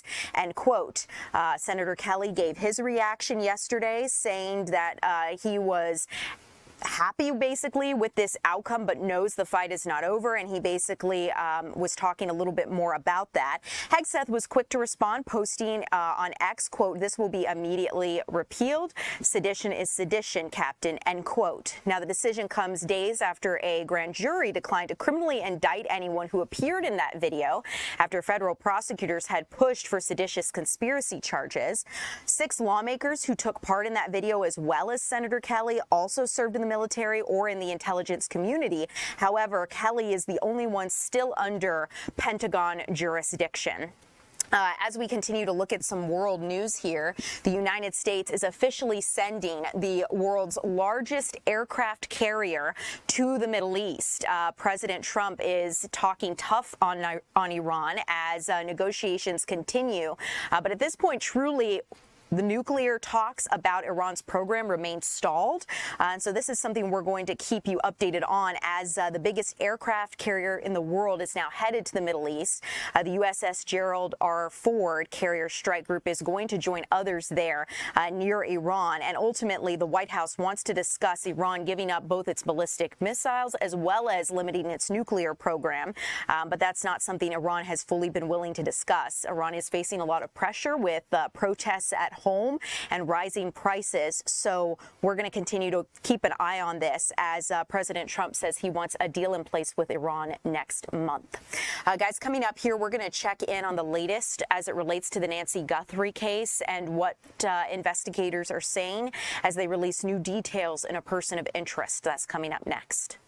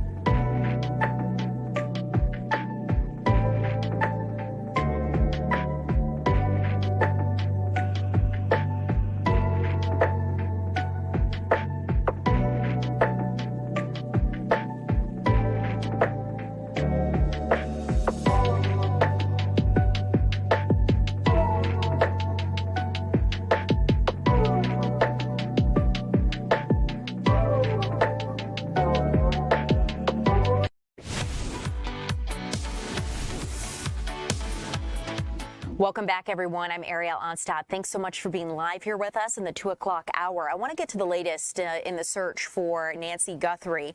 The FBI is now doubling its reward to $100,000, and the search approaches the 2-week mark after her disappearance.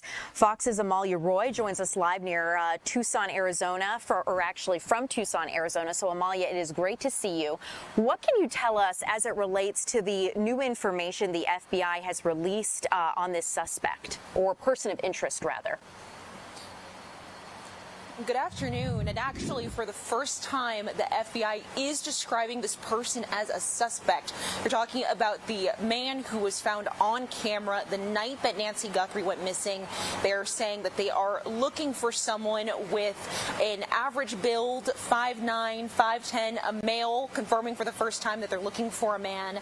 And this is coming all from the information that came from that security video that the FBI was able to recover that showed this man armed, walking up to Nancy's doorstep, trying to cover the camera up, wearing a mask and gloves, and also a backpack. We now know that they're looking for an Ozark trail hiker. That is a backpack that is primarily found at Walmart, but also you can find them directly online.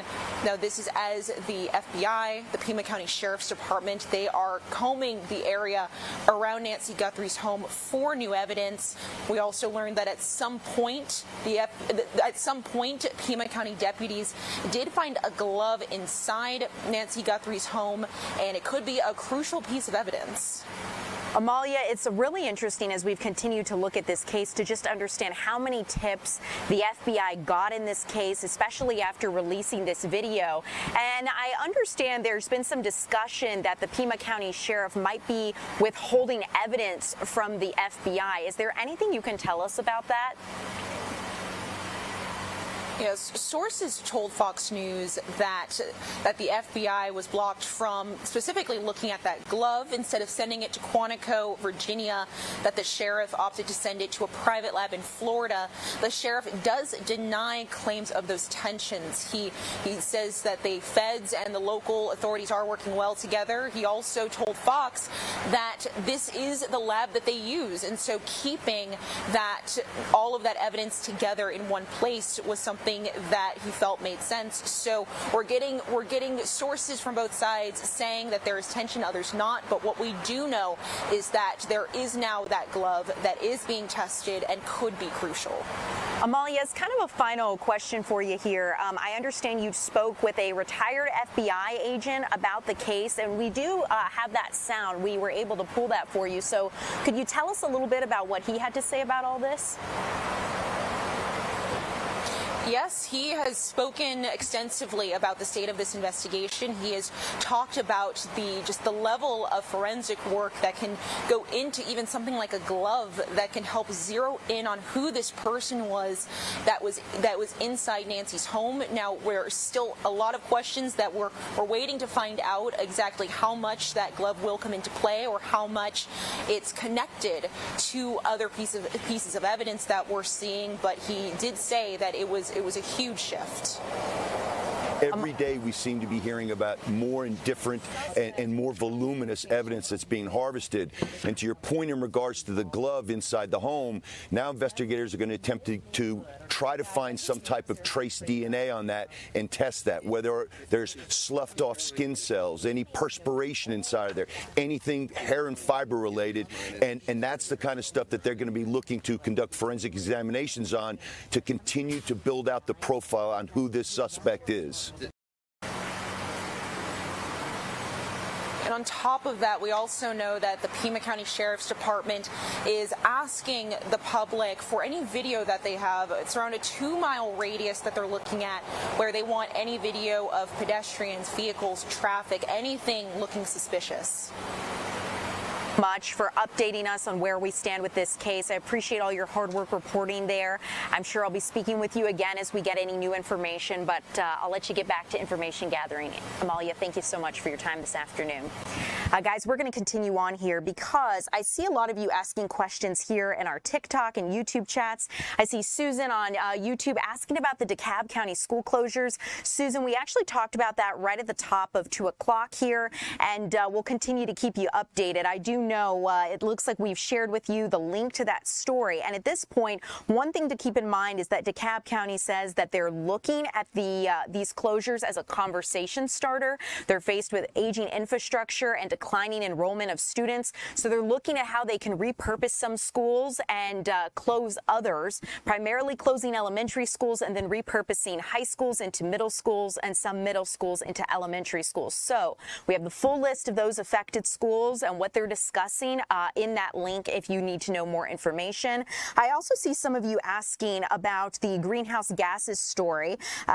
Looking through here on TikTok, it looks like Miss Little Dirk was asking, what does this mean? And you said, someone dumb it down for me. So let me dumb it down for you. No silly questions here. We're here to make sense of the news. As it relates to greenhouse gases, basically, the Trump administration is rolling those regulations back, saying that there's no limit on greenhouse gases, essentially. And critics are concerned about this because they say that this could lead to air pollution, which ultimately can affect public health. But the president wants to roll these back because he says it's too much regulation and it's costing Americans too much money. However, it looks like, Aiden, you've pointed out that the Trump administration is probably getting pressed by oil and gas lobbyists to roll back some of these regulations, and that is something to keep an eye on. So as we continue here, let me check our time and see where we stand. If you guys have other questions, I'll try to answer them and see what other things you might want to know about. But in the meantime, we're going to switch gears here really quickly. I'd like to take you out to something really cool with our Chris Rosenthal, because if you're someone who looks for a creative way to celebrate Valentine's Day and maybe you don't opt for the traditional flowers or chocolates, there's a really cool thing that you can do. Chris, and I understand it involves buying a fruit tree, and what a great permanent way to say I love you to someone, and it sounds like for a great cause. Yeah, absolutely. I mean, a fruit tree lasts a lot longer than those roses, as nice as the roses are. But, you know, who wouldn't want some apples or something like that that can last for years and years to come? And you have that opportunity. Foodwell Alliance is having a fruit tree sale. They've actually been selling them online. The online orders are closed now, but you can still come out to 970 Jefferson Street in Atlanta tomorrow between 10 and 1, and there's a variety of fruit trees and berries and shrubs that you can choose from, and it all goes to a really good cause, the Foodwell Alliance. And actually, I'm with Fred from the Foodwell Alliance. And Fred, thanks for joining me. And first of all, just tell me a little bit about Foodwell Alliance and what the mission is there. Sure. Foodwell Alliance is an organization that supports local food farms, community gardens, orchards, to increase the local food and the capacity to grow and distribute local food. And we even do city-wide planning to help create food systems that incorporate all the stuff, the infrastructure you need to grow local and distribute local food. So, you know, when you buy some of these trees, it goes for a good cause, huh? It does. The proceeds from this fundraiser, our fruit tree sale, goes directly to support the community orchard project. And we plant orchards in 11 counties in Metro Atlanta, and we have planted over 100 of them. And what kind of trees will we have on offer? We have a few nuts, mostly apples, pears, persimmons, pawpaws, service berries, on and on like that, and then berries, tons of blackberries, blueberries, raspberries. We have honeyberries, goji berries. Berries are just easy and fast. They come to fruit faster. We have strawberries, just things that if you want immediate gratification, you can get it. And they're very, very, very popular. And some of them have flowers too. So, and also there'll be some festivities and chance to learn a little bit more about how to grow these things Absolutely. tomorrow. We are doing some workshops. I'm going to do one on muscadines. We have other folks that are doing more on the tree side. Yeah. So, and that's between 10 and 1 tomorrow, 970 Jefferson. And, you know, this goes to a good cause. And one of those causes is this farm here that we're at. And I'm with Nobi here from Good Samaritan Farms. And first of all, I mean, this is right in the middle of downtown Atlanta. Very close, yeah. You can see the skyline every morning when we come in. The skyline and the sunrise. It's very close. And this is a good cause, this farm. Tell me about it. So Good Samaritan Farm belongs to the Good Samaritan Health Clinic, which is just right over this way. The clinic, the mission is to spread Christ's love through providing quality, affordable care to those who are most in need. And the farm fits into that model, being that we're in a designated food desert, by being able to take everything that we grow out here, which is certified naturally grown, harvest it and take it directly to a market that's just across the parking lot to serve the community and patients. 4 days a week during the growing season. Wow. And so, groups like Foodwell Alliance and this fundraiser, this really helps you guys out, huh? It really does. We are a nonprofit, and we really rely on our partnerships, especially the ones in the community who really understand our mission and the community that we're trying to serve. And our relationship with Foodwell has been strong for a really long time, and it goes beyond the financial support. There's a lot of hands-on. Fred, who you just saw, comes out regularly and helps us this time of year with our fruit tree pruning. He's an expert, and he really helps guide us to keep those trees thriving. A lot of great support. What are some of the things you're growing here? So right now we have our garlic that is growing up here. It's thriving. We plant that in November, so it'll be ready in the spring. You've got a little bit left over from our fall crops here, but down below you have our onions. They'll be ready in the spring. Our strawberries, which are over here, they also will be ready in the spring. They got planted in October. And then we're doing some seeding up of carrots and beets, and our greenhouse has a lot of activity going too, getting ready for spring.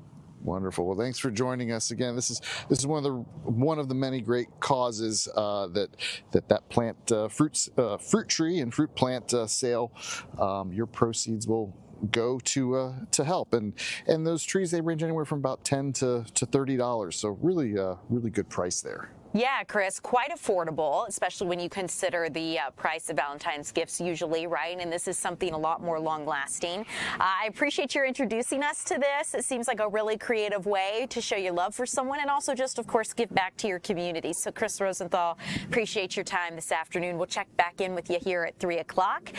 And for those of you streaming along with us, thanks so much for being live. I want to say that there is someone in our TikTok chat is asking if there was a fire near Piedmont Park around noon.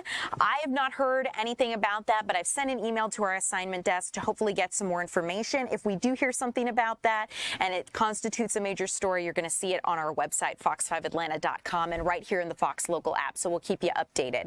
Coming up next, I want to take you out to understand a little bit more about spring training with the Braves and another story with our Eli Jordan, taking a look at meals in our schools. That's coming up.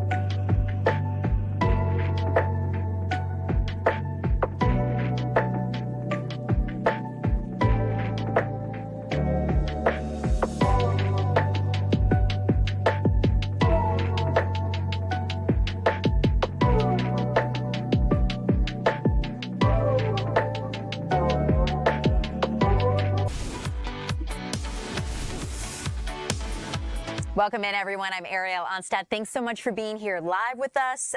Imagine going to your school lunch and getting to pick the meal that you're being served. I feel like a lot of students would love to have had a say in what their school serves them. So guess what? Fulton County is actually doing this challenge where students get to vote on the recipes they like to ultimately be served at their schools. Eli Jordan shows us how.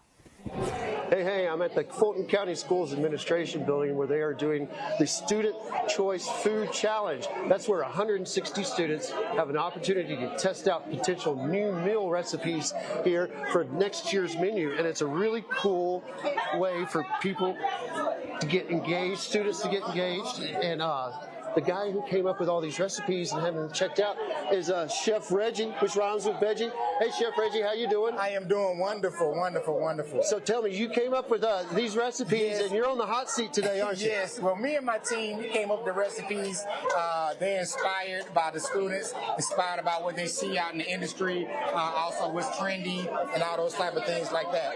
And so tell me, what kind of reaction have you gotten so far? What's it like to have so many people try all your food and judge it at once? Well, it can be a little nerve-wracking, but we've been having a lot of good responses from the children today. They've been enjoying everything. They're happy, excited to be a part of this.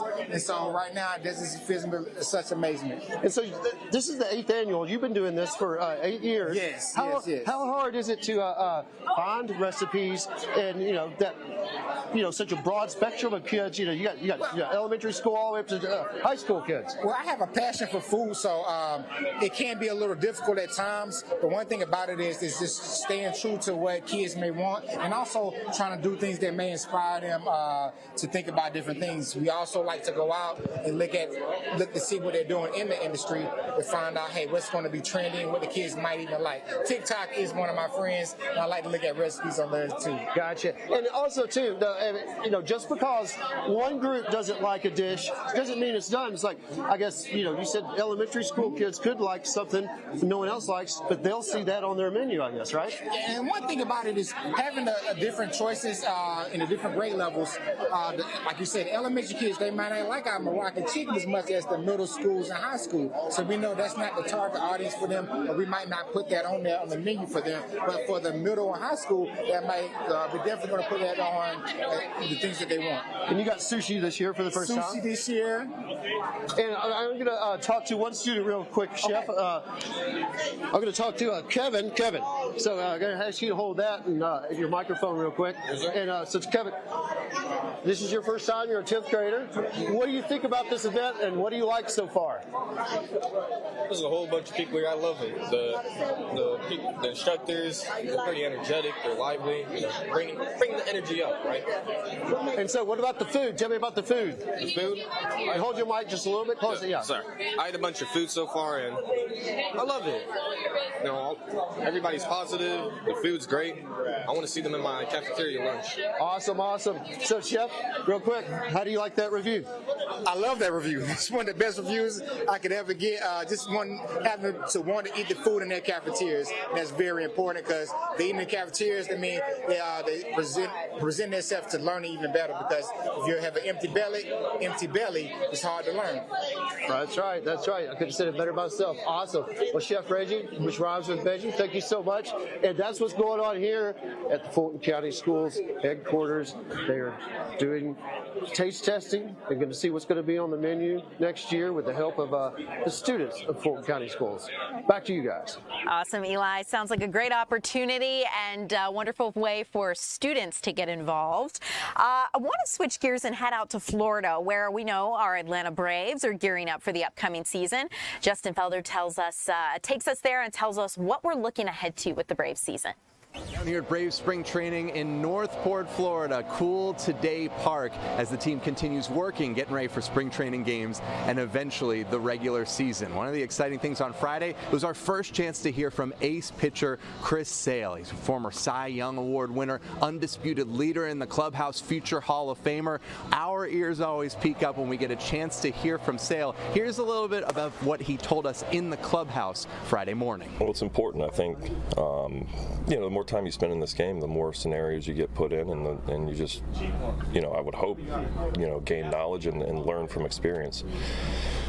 on that front, I think, you look down this row right here, we got some pretty good names, and I think, everyone has confidence in the ability. I think we just, we used to have to stay on the field, which was just a huge problem for us last year. So, you get a year away for some of these guys with some of the big injuries, with Spencer coming back and, Lopey and Holmes and stuff like that. So, just being able to put some of those injuries in the rearview mirror and, not coming into a season with something, being able to, kind of gain some ground and build off of that. So, again, the confidence is there. It's just, staying on the field is going to be, very important for us. Chris, how big were those last couple months for Waldrop last year? It was a lot of fun. You saw, I saw him when he first got called up, and then kind of the difference that he had when he was here last year. I don't know how many of you guys were out there for that live BP yesterday, but that was that was impressive. And he's got everything you want in a young guy to have success in the big leagues. He has an unbelievable work ethic. He's got it in between the ears, and I mean the stuff just kind of speaks for itself. I mean you can watch this guy throw 3 pitches and go, okay, well it's there. Well now what's all the other stuff like, and all the other stuff checks out. So this is going to be, I'm excited for this year for him. Chris Wald said yesterday he was trying to build a relationship, stay in contact more with guys in the offseason, now stepping into the manager role. I mean, how has your relationship with him developed? I know he was in a different role as a bench and infield coach the last couple of years, but any conversations that you guys had over the offseason that stood out to you? Yeah, we talked a couple times. He's in the Fort Myers area sometimes in the off season as well. So, but me and Walt, we've always had a good relationship. I've always enjoyed my time with him. Even obviously he was a bench coach the last couple of years, and I was very, very happy to see him get the job, because you kind of want someone with a sense of how things run and operate, and he's got a relationship with all the guys in here. But more importantly, he really cares about obviously his guys, but he cares about this organization. We had a meeting the other day, and he was stressing the emphasis of what it means, to be an Atlanta Brave, and talking about the people in the past and the respect that you need to show to the uniform and the pride that you should have wearing this uniform. And I think that's important too, and he has that. You go down to the food room, he's down there eating breakfast, he's an open book. You can talk to him about anything. I just hope he's still there in the weight room before the game, lifting half the house.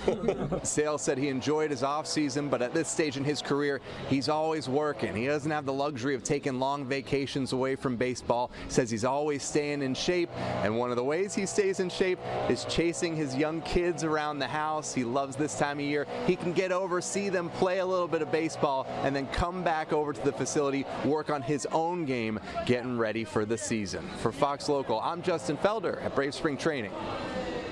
Awesome. Well, Justin, thanks so much for giving us a look. Great to get to know Chris Sale a little better and understand what is happening there as the Braves gear up for the upcoming season. So, guys, as we continue, I want to let you know about a landmark trial that's questioning the addictiveness of social media as we continue here in our final minutes at 2 o'clock.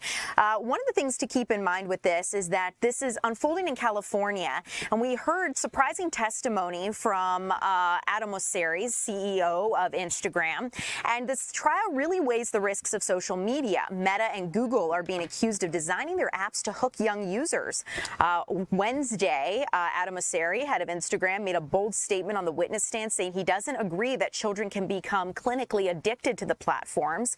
Meta is also facing a separate trial in New Mexico that started this week. But as we look at this, one thing that Adam Mosseri said is that while he agrees social media companies have a responsibility to keep minors safe, he believes there's a difference between what he calls problematic use and clinical addiction. One mother who lost her son to suicide in 2016 says her son was clearly showing signs of addiction. Other parents in the courtroom who lost children became emotional as internal emails were read aloud in the courtroom on Wednesday, and they revealed some Meta executives seemed to focus on the company's growth when it came to allowing beauty filters as opposed to how it could harm users. So this is something that we're going to continue to keep an eye on. CEO Mark Zuckerberg for Meta is expected to take the stand in this case next week. But as we continue here, I want to bring you back out to set and get a look at the latest information that's happening as we gear up for our 3 o'clock hour. And we got Tom Haynes here. So, Tom, what are we looking at for 3? Well, Ariel, we got a big Friday afternoon of news today to get to. Still, the Tara Baker murder trial in its final moments here, if you will, as closing arguments have begun. So our Tyler Fingert is following the latest on the trial. He's going to have the very latest as both the defense and the prosecution make their last appeal to the jury in the case of Edric Faust, the man who's accused of murdering Tara Baker over 2 decades ago. This trial has been based largely on the use of DNA evidence. And the defense all along has said, wait a second, it's been over 20 years since this DNA evidence has been collected and changed hands so many times that it's unreliable at this point. Right. They also pointed to the boyfriend who early on was questioned in this case, but never implicated. Right. And so the jury is going to have to decide, is there enough evidence through this DNA to convict Edric Faust beyond a reasonable doubt? All right. So we're going to hear from Tyler coming up here in just a couple of minutes. Also, state officials, some in the state house, want to take control of the voting system away from Fulton County. Well, not so fast. Fulton County officials have something to say about that. Plus a check of our Valentine's Day forecast with our meteorologist here coming up in the 3 p.m. hour. Perfect. All right? Well, looking forward to it, Tom. Okay. You guys, thanks so much for being live with us here at 2. I'm Ariel Onstott. We got much more coming for you here at 3 o'clock.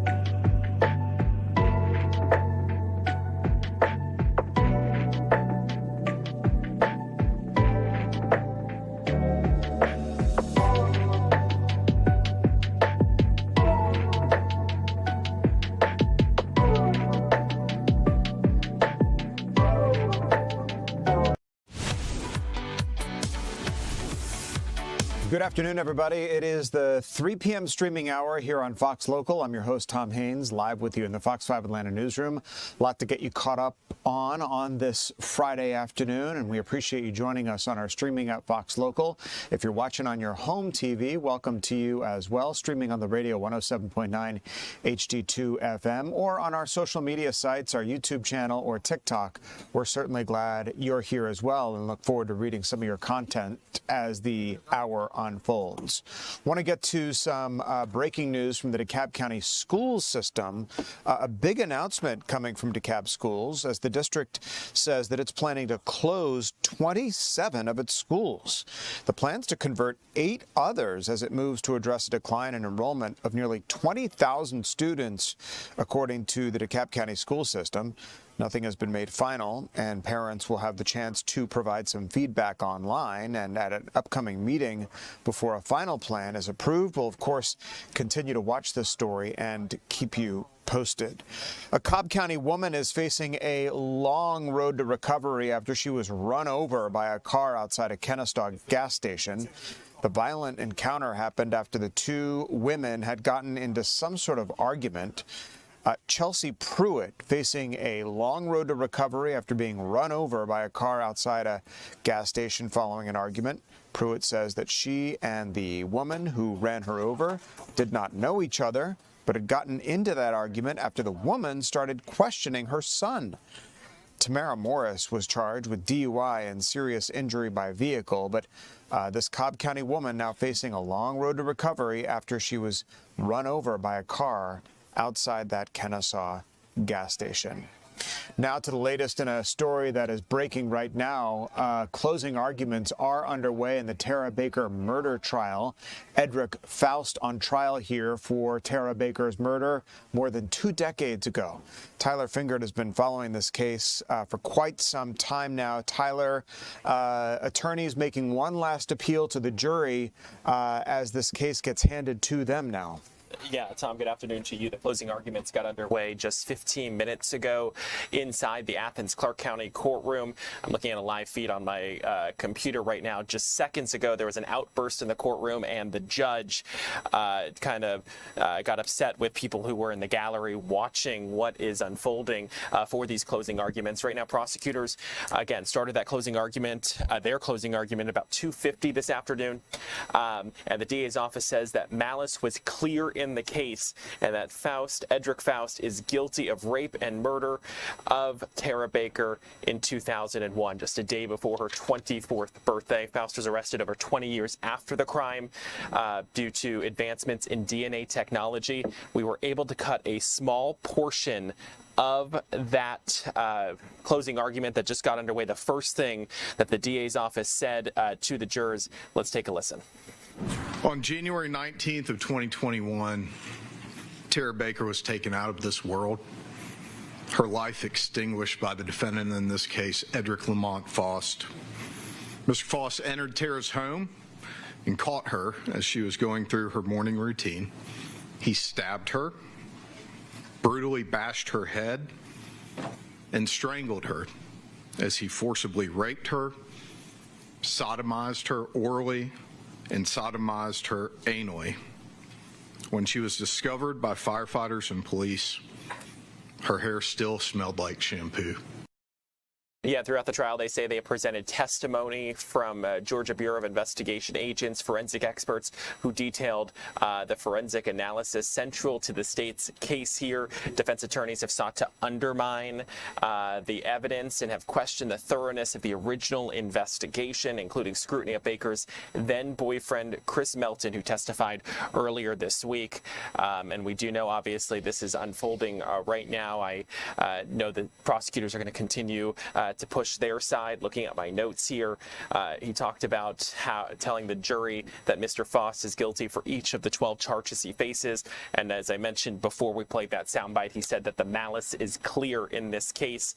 And they are, obviously, prosecutors are hoping to get a conviction in this case. They say it's time for the family. The quote is, the family has waited a long time for a trial. It's, quote, time for you to write the last chapter of the story, is what the prosecutor told the jury just a few moments ago. Yeah, it's such a fascinating case, one that has been followed very closely by folks on our social media pages because of the intricacies, I think, Tyler, of this trial and the challenge for prosecutors, really, to connect this DNA evidence to Edric Faust. All right, something the defense has argued all along in this case is that the evidence is so dated at this point, and it's changed hands so many times that it's unreliable, and that the jury should not use it as evidence to convict their client, all right? And the defense has had interactions with the judge. I don't know if this latest outburst, so to speak, I know that the judge temporarily... That was from the gallery. Okay, that was from someone watching, so it was not either side. But she's had run-ins with the defense attorneys as well. So there's been a lot of action in this courtroom, if you will, more than maybe usual, at least from my observations. And it's going to be interesting to see what happens when the jury finally gets this case and if they decide to convict Edric Faust beyond a reasonable doubt. Yeah.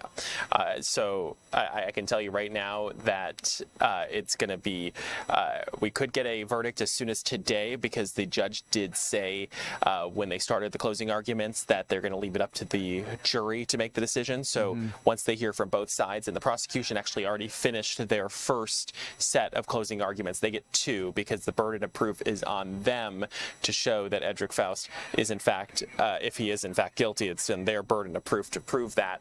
So right now, looking at my live feed on the computer here, I can see that Ahmad Cruz, which is Edric Faust's attorney, is now beginning his closing arguments.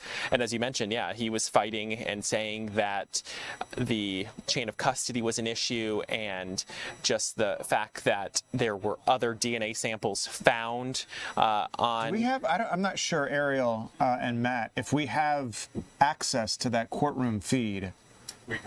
We don't, yeah, because I'd love to pop into the closing arguments and listen real quick, because it's fascinating what these lawyers are saying. Sorry, I didn't interrupt. It's obviously, I mean, the defense is doing his job of trying to sow that reasonable doubt in there to be able to get his client off. That is his job. Whether or not he is guilty or not, that's going to be up to the jury to decide. But he has to do his job, which is defend his client to the best of his ability. And obviously, we're monitoring it. As soon as I get off this set, I'm going to go put my AirPod back in to continue listening to it. I'd take it out for a minute just so I could talk to you, Tom. Real quick, Tyler, it'll be interesting to see how long this jury takes to render their verdict. Yeah. If they go through the weekend, means they're actually digging in and considering a lot of this DNA evidence. If they come back real quick, it means that perhaps it could go another way. Well, and just so everyone's clear on how this is going to go, so the defense is now going. So that's there's basically three parts of the closing argument. You have the prosecution first, you have the defense in the middle, and then prosecution again. Okay. So we are on part two. So prosecution kind of gets a rebuttal. They need to be able to, because their job is to prove beyond a reasonable doubt, and it's their burden of proof to prove that Edric Faust would be in fact guilty if that is what the jury would end up deciding. So once the closing arguments finish and every side got their say, the judge will then charge the jury. She will read them the law, and there's already a set description of what she's going to read. She will then send them to the jury room to talk about this and elect the foreperson. They will then vote on whether they want to deliberate tonight or come back on Monday. So that's going to be something we're going to have to watch. If they say they want to deliberate tonight, there is a chance that obviously they think that they might be able to come to a decision quickly, whether that's guilty or not guilty.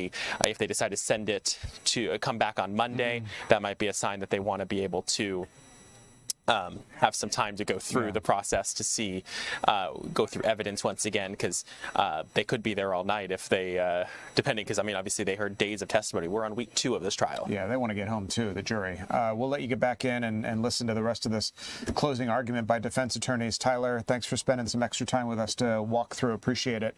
I want to bring you to some developments regarding the race for governor. That is billionaire Rick Jackson suing Burt Jones, all right? This is a federal lawsuit challenging Georgia's leadership committee system for what Jackson says is violating the First Amendment and equal protection rights. This is all over funding. All right, the 71-year-old founder of Jackson Healthcare took aim at the 2021 law that allows high-ranking state officials to raise nearly unlimited donations, arguing that it creates an unconstitutional, uneven playing field. Now, you know, Rick Jackson is funding his own campaign. In fact, one of his platforms is that I don't need or take money from anyone. I'm doing this on my own. And so he is aiming his crosshairs at Burt Jones, saying that he has an unlimited access to these funds, something state law says he can do. So Rick Jackson, the billionaire running for Georgia governor, is taking this to the highest levels of the federal court system to challenge that law. Want to get you out to Tucson, Arizona now, where the investigation continues into the disappearance of Nancy Guthrie. This is Amalia Roy, who joins us now live. Amalia, you've been following this case. Still no sign of Nancy Guthrie, the mother of NBC News Today Show anchor Savannah Guthrie. But boy, the FBI and local investigators just keep on turning up new clues seemingly every hour of every day. Clues every hour of every day, but also new rewards. There's now a $100,000 reward that is double what it previously was from the FBI for any information that leads them to Nancy or to anyone that was involved in her disappearance that leads to an arrest or conviction. Now, this is while both the FBI and the Pima County Sheriff's Department are begging the public for any information they might have. This is after the recently released security video from Nancy Guthrie's doorstep. The FBI now has a description of that suspect. They are describing him for the first time as a suspect. They're looking for a male around 5'9", 5'10", with an average build. They say he's wearing an Ozark trail hiker backpack in that video. The FBI is also giving a clear picture of that bag they believe he was wearing.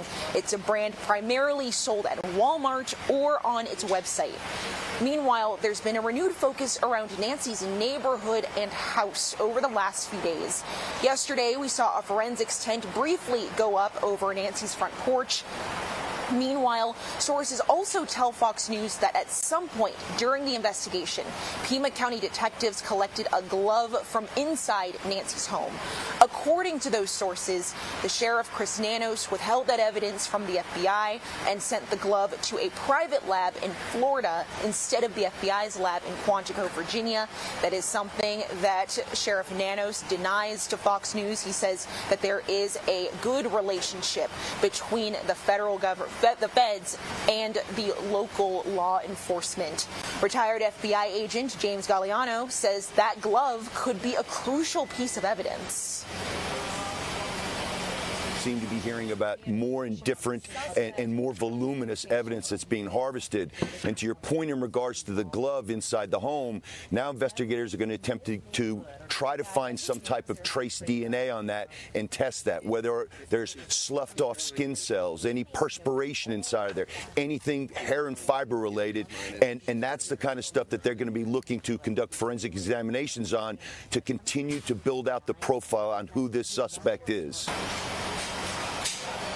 There is a growing memorial outside of Nancy Guthrie's home. People wishing the best for the 84-year-old and hoping she's brought home safely.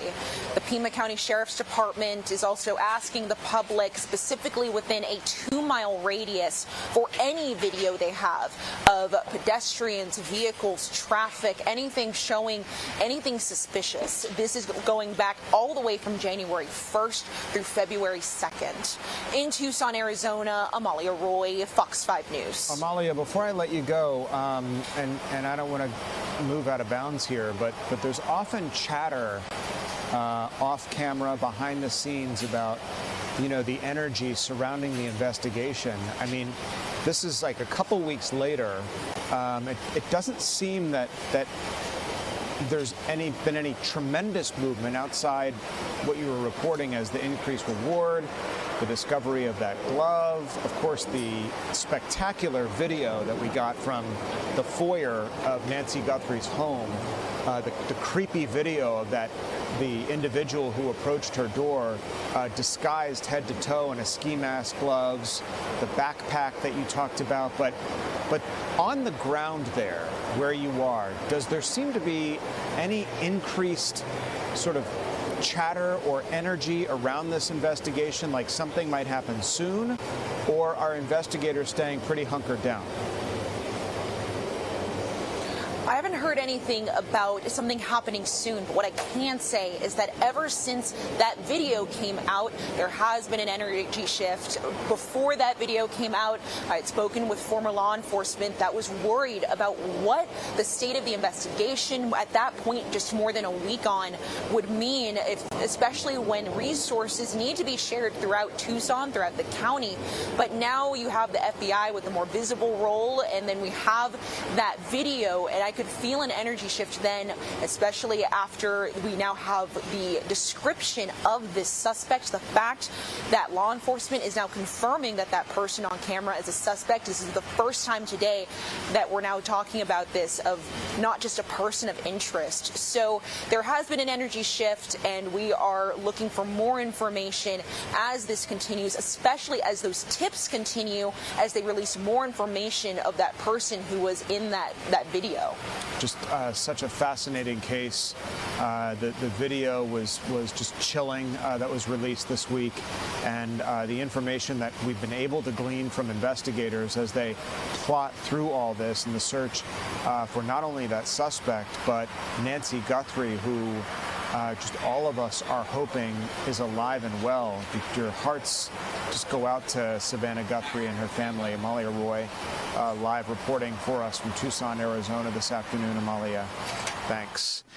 Georgia's Special Senate Subcommittee is going to have to wait a little bit longer to hear from Nathan Wade, the former Fulton County Special Prosecutor brought on by Fani Willis. Here's Angelique Proctor in the double box with me. Angelique, Wade, the former boyfriend of the Fulton County District Attorney. There was a lot of anticipation surrounding this testimony. Nobody knows better than you do the nature with which Fani Willis testified and the dramatics surrounding that testimony, and wondered if Nathan Wade's testimony would kind of be the same way. Oh, the DA was extremely fiery, Tom. You definitely got that right.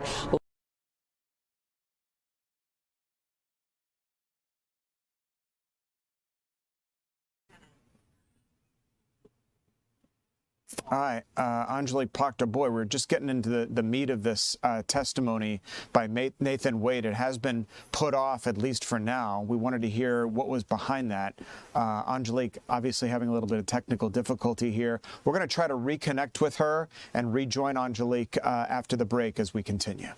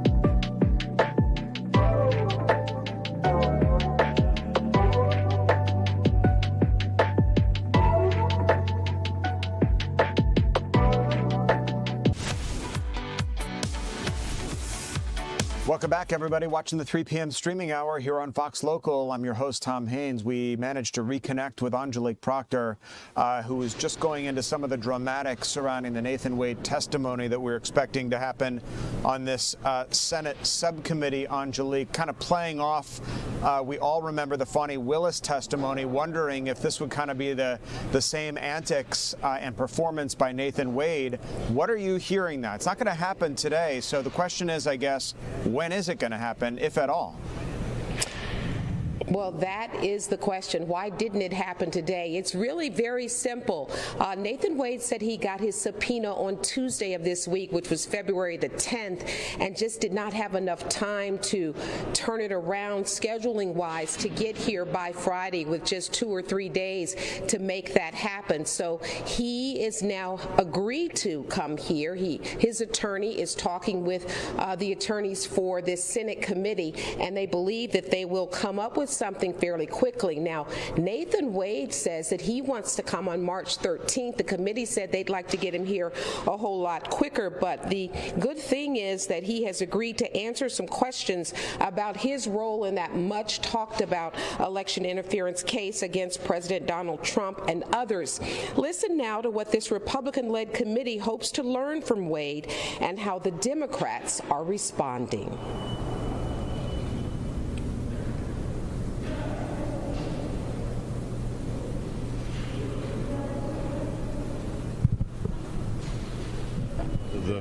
The ethical conduct by the district attorney's office, which he was a special prosecutor for them, and the coordination with the White House or Department of Justice with this prosecution, whether that occurred and whether that's appropriate.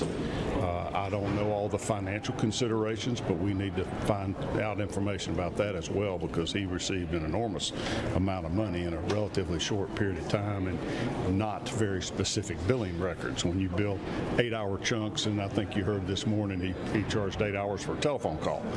I think we need a little more specificity than that. We'll give him a chance to answer those questions. There may be a valid explanation. We'd like to hear what he has to say. I think one of the senators said it didn't pass the smell test. I did hear that today, and I think that's what he was referencing. An 8-hour phone call is not standard, not normal. We'd like to know the substance of that. Who's he talking to for 8 hours, and what was the subject matter of that? I will say this: we ought to be careful, and we ought to go slow. I don't think anything that was brought up today is something that we need to try to figure out this year. Basically, because we're so far within the year already. I think these are things we really need to take our time on. So there you have it. This Senate committee wants to know if that Fulton County election interference case was talking with the White House at all, and that is one of the things that they really plan to get to the bottom of.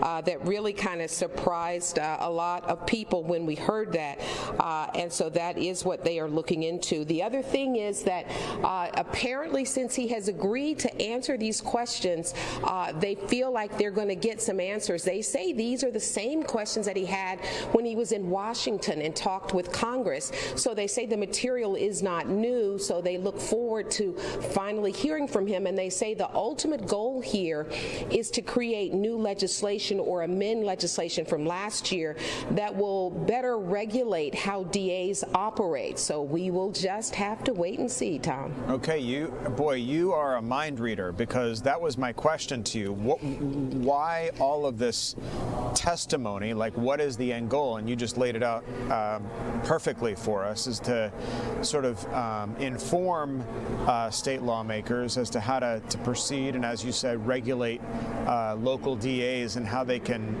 prosecute a case. But it'll be interesting when they dig a little deeper into those, because we always wondered about the visits, the alleged visits to the White House, something that was kind of disputed, if I recall correctly.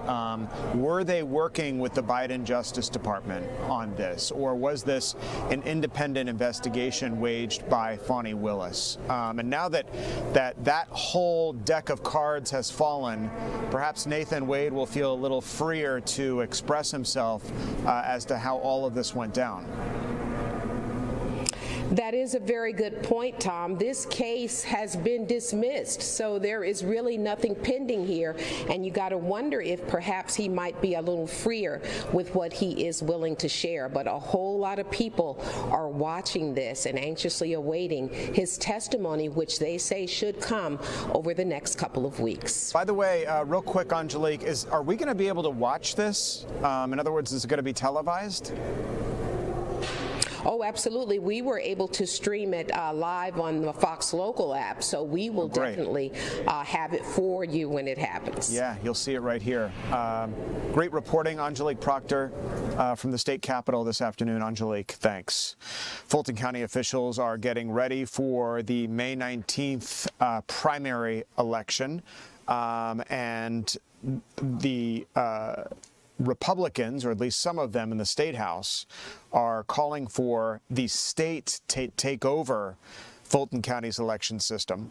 Fulton County officials are fighting back against allegations of misconduct following that recent FBI raid at its election hub, even as some Republican lawmakers renew calls for this state takeover. During a passionate and sharply divided board meeting Thursday, Fulton County Commission Chairman Rob Pitts defended the county's integrity, noting that Georgia's largest county has successfully navigated 17 elections since the 2020 cycle. That's not to say that these election results from Fulton County necessarily come in on time.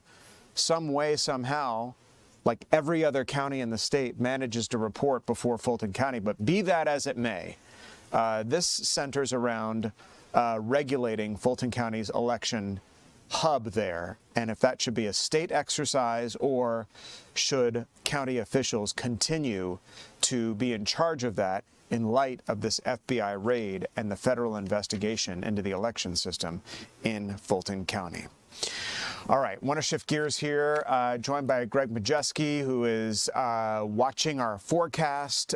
Greg, another spectacular spring-like day out there today. Yeah, it's another gorgeous day, but the thing that's been really troublesome yesterday and today is the relative humidity has been really low. Yeah, everything's dry, right? Everything's dry. The Weather Service put another fire danger statement out, and I saw from Union County yesterday they had a brush fire that actually spread to a structure and burned the structure down, as you see there from the Union County Fire and Rescue folks. So it's just a reminder, folks, it's very dry outside, so please, no unnecessary burning right now, right, especially since we need to get some rain. But temperatures a little bit cooler than they were yesterday this time. I think we were right around 64 degrees yesterday. We're at about 60 right now. So we knew we were going to be a little bit cooler today because of that easterly wind that we've been pretty much having all day for today. As we go ahead and take a look at what we're expecting here, the radar is clear for the moment, and I expect it to remain clear for you Valentine's Day folks going out and celebrate. I think the bulk of the rain is going to hold off until Sunday. Couldn't rule out maybe a stray shower on Saturday, but I think for most of us it's going to be dry. So if you get a rain shower on you yourself on your Valentine's Day, you just won the rain lottery for that day, okay? It's going to stay pretty much dry. Now, what we're going to be watching here is the storm system that's going to be coming in from the west, okay? It's causing some activity out there in Texas and Oklahoma as we go into your Saturday. Now, here's the thing. There's going to be some severe weather with this, but I don't think we're going to get it up here. It'll be mostly down to the south. So if you're planning on going, say, to the Gulf Coast for the weekend, you may see some isolated heavy thunderstorms down that way. But this is going to come through in through Louisiana going into early Sunday morning. Pretty good squall line there. And even on this model at 3 o'clock in the morning, really not showing just some spotty showers across North Georgia. So we really don't get the main rain threat until we get toward the middle of the day. Should be ramping up by late in the afternoon.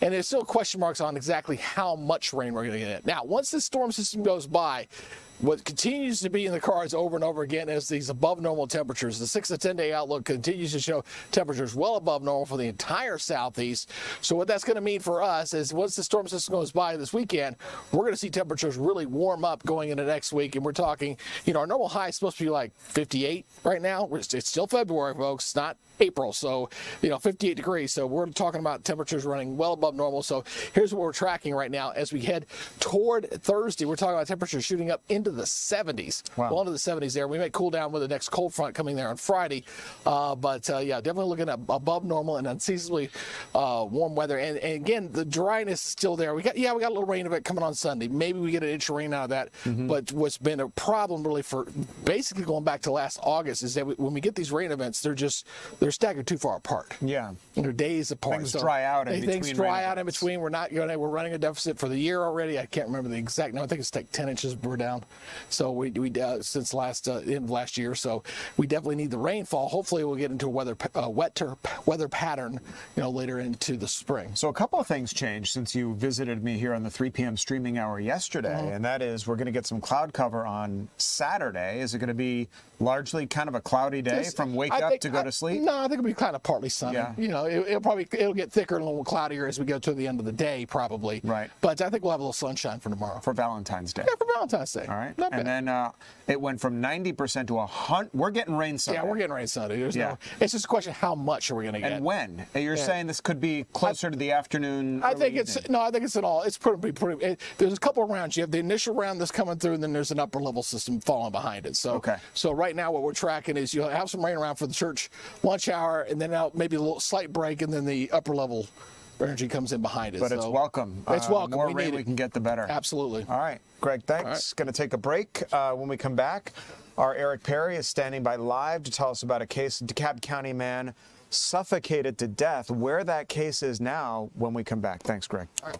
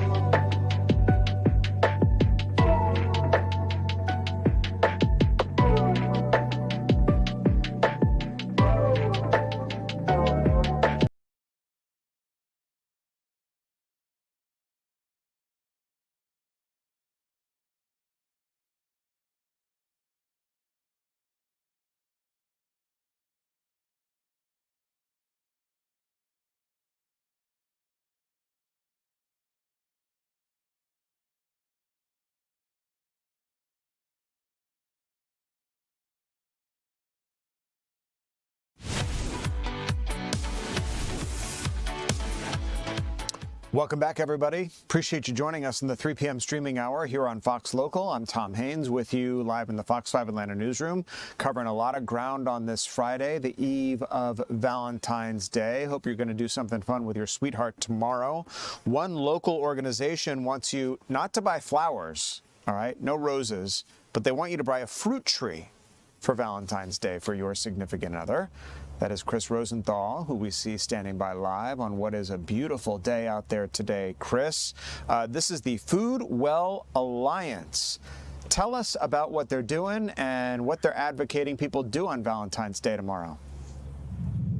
Yeah, absolutely. It is a beautiful day. Beautiful day to plant a fruit tree, actually. A beautiful day to pick one up. they have been selling fruit trees online for a good cause, and then but you can still come out tomorrow to 970 Jefferson Street and purchase a fruit tree there. Price around anywhere from $10 to $30. Hey, a fruit tree, it lasts a lot longer than flowers for your significant other for Valentine's Day. So it might be a nice idea for you, but it is all for a good cause, for Foodwell Alliance. And I have Kate Connor here from the Foodwell Alliance. And first of all, tell me just a little bit about your organization and what it does. What's the mission here? Yeah, absolutely. Foodwell Alliance is a local nonprofit, and we exist to provide resources and support to local growers. And we actually came out of a vision from Bill Bowling from the Atlanta Community Food Bank and Jim Kennedy from the Cox Foundation, who just felt like community could come together through local food. And so what does that look like? Looks like planting fruit trees, feeding your neighbors through community gardens, small urban farms like the one we're at today. And it's really about looking after your neighbors, feeding community, and eating healthy. Yeah, I mean, and eating, something that comes straight from your ground. I mean, I think a lot of us are a little disconnected from that sometimes. 100%. And I think the cool thing is, in Atlanta, people don't know, but so I bet you look in your neighborhood and there's a place you can connect. And really the fruit tree sale today is about getting more trees growing fruit out in neighborhoods across Metro Atlanta. So not only can you go to a public orchard, but you can make your front yard a great place to grow a fruit tree. Yeah, you can come out tomorrow between 10 and 1. That's right, that's right. And what kind of trees?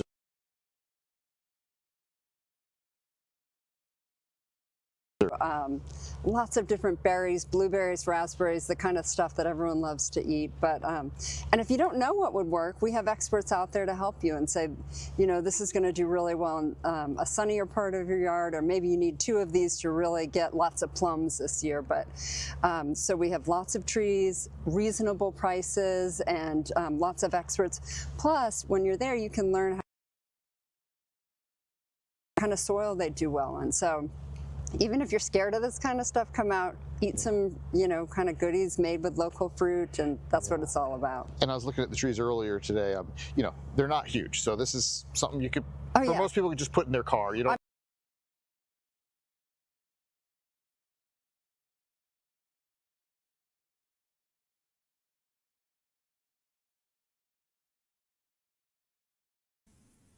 Just try.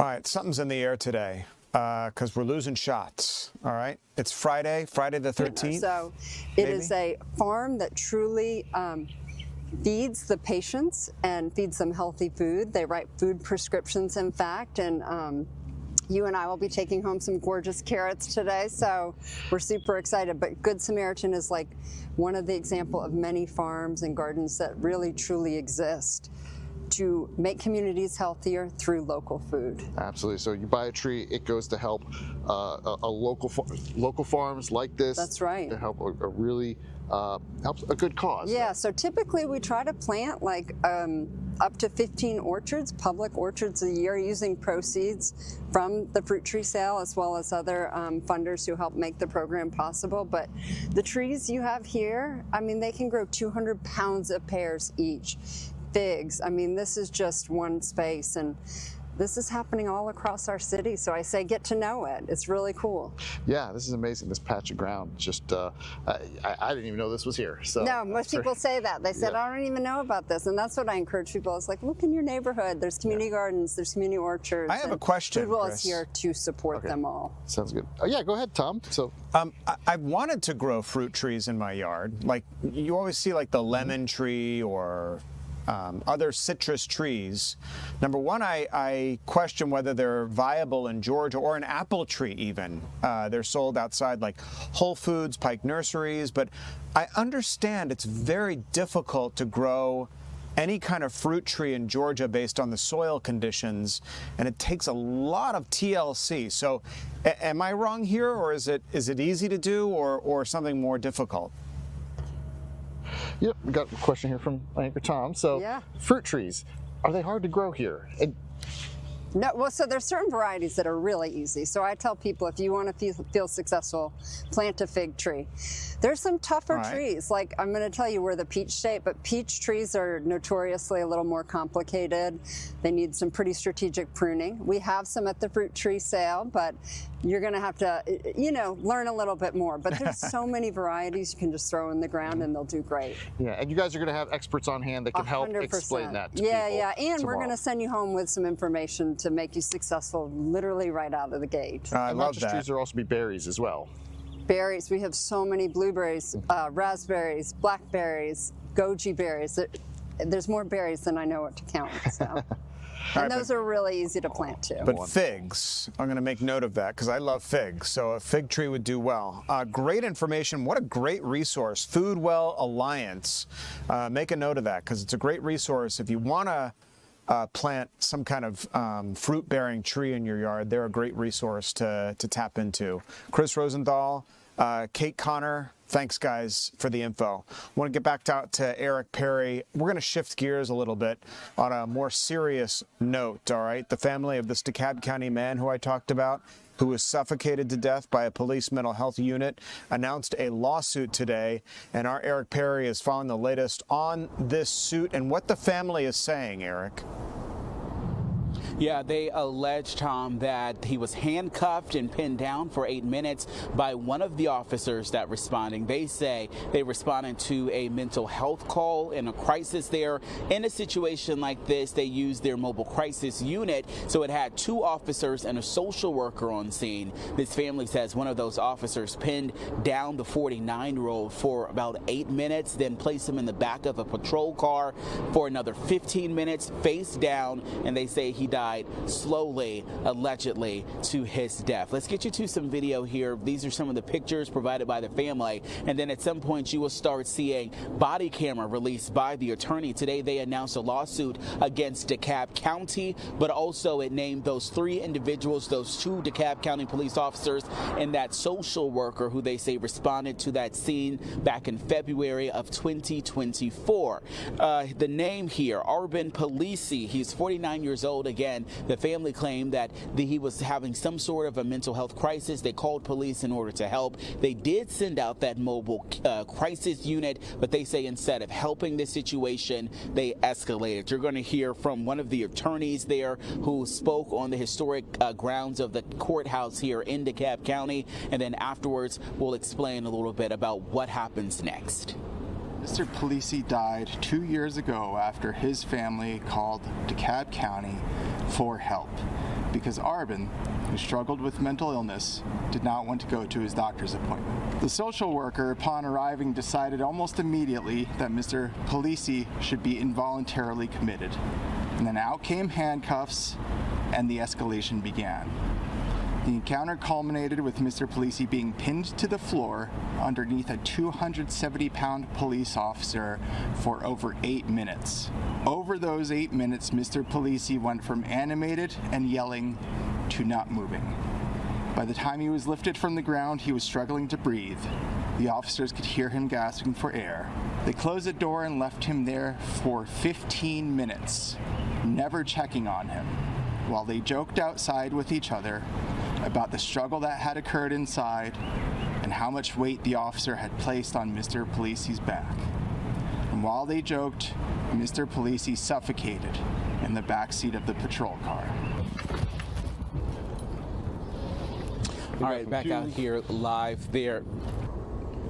We do want to mention that the GBI did investigate this afterwards. They turned their findings over to the district attorney here in DeKalb County. This was back in 2024. The district attorney did not bring forth charges in this case against those 3 individuals that responded there initially. So now the family has filed an independent lawsuit against the county. We've also reached out to county spokespeople. We've reached out to the police department. We're waiting to hear back a statement on their behalf. Tom? Well, first of all, your heart goes out to the family who's dealing with this, and this lawsuit is just going to sort of bring up all of those emotions. So they're going to be dealing with a lot, but it'll be interesting Eric, to see if their attorney can prove negligence on the part of authorities who took this man into custody and can cross that bar in proving that. So it'll be really interesting to see how this case unfolds in the coming days and weeks. Eric Perry live for us this afternoon. Eric, thanks. When we continue, we're going to turn to a more lighter note and talk about, food in our school system. Do you remember the food in your elementary school or your middle school or your high school? Did you like it, or did it gross you out? So there's a new push where there's a Student Food Alliance, and they're testing food that's going to go into these schools. That would have been nice when I was a student. When we come back.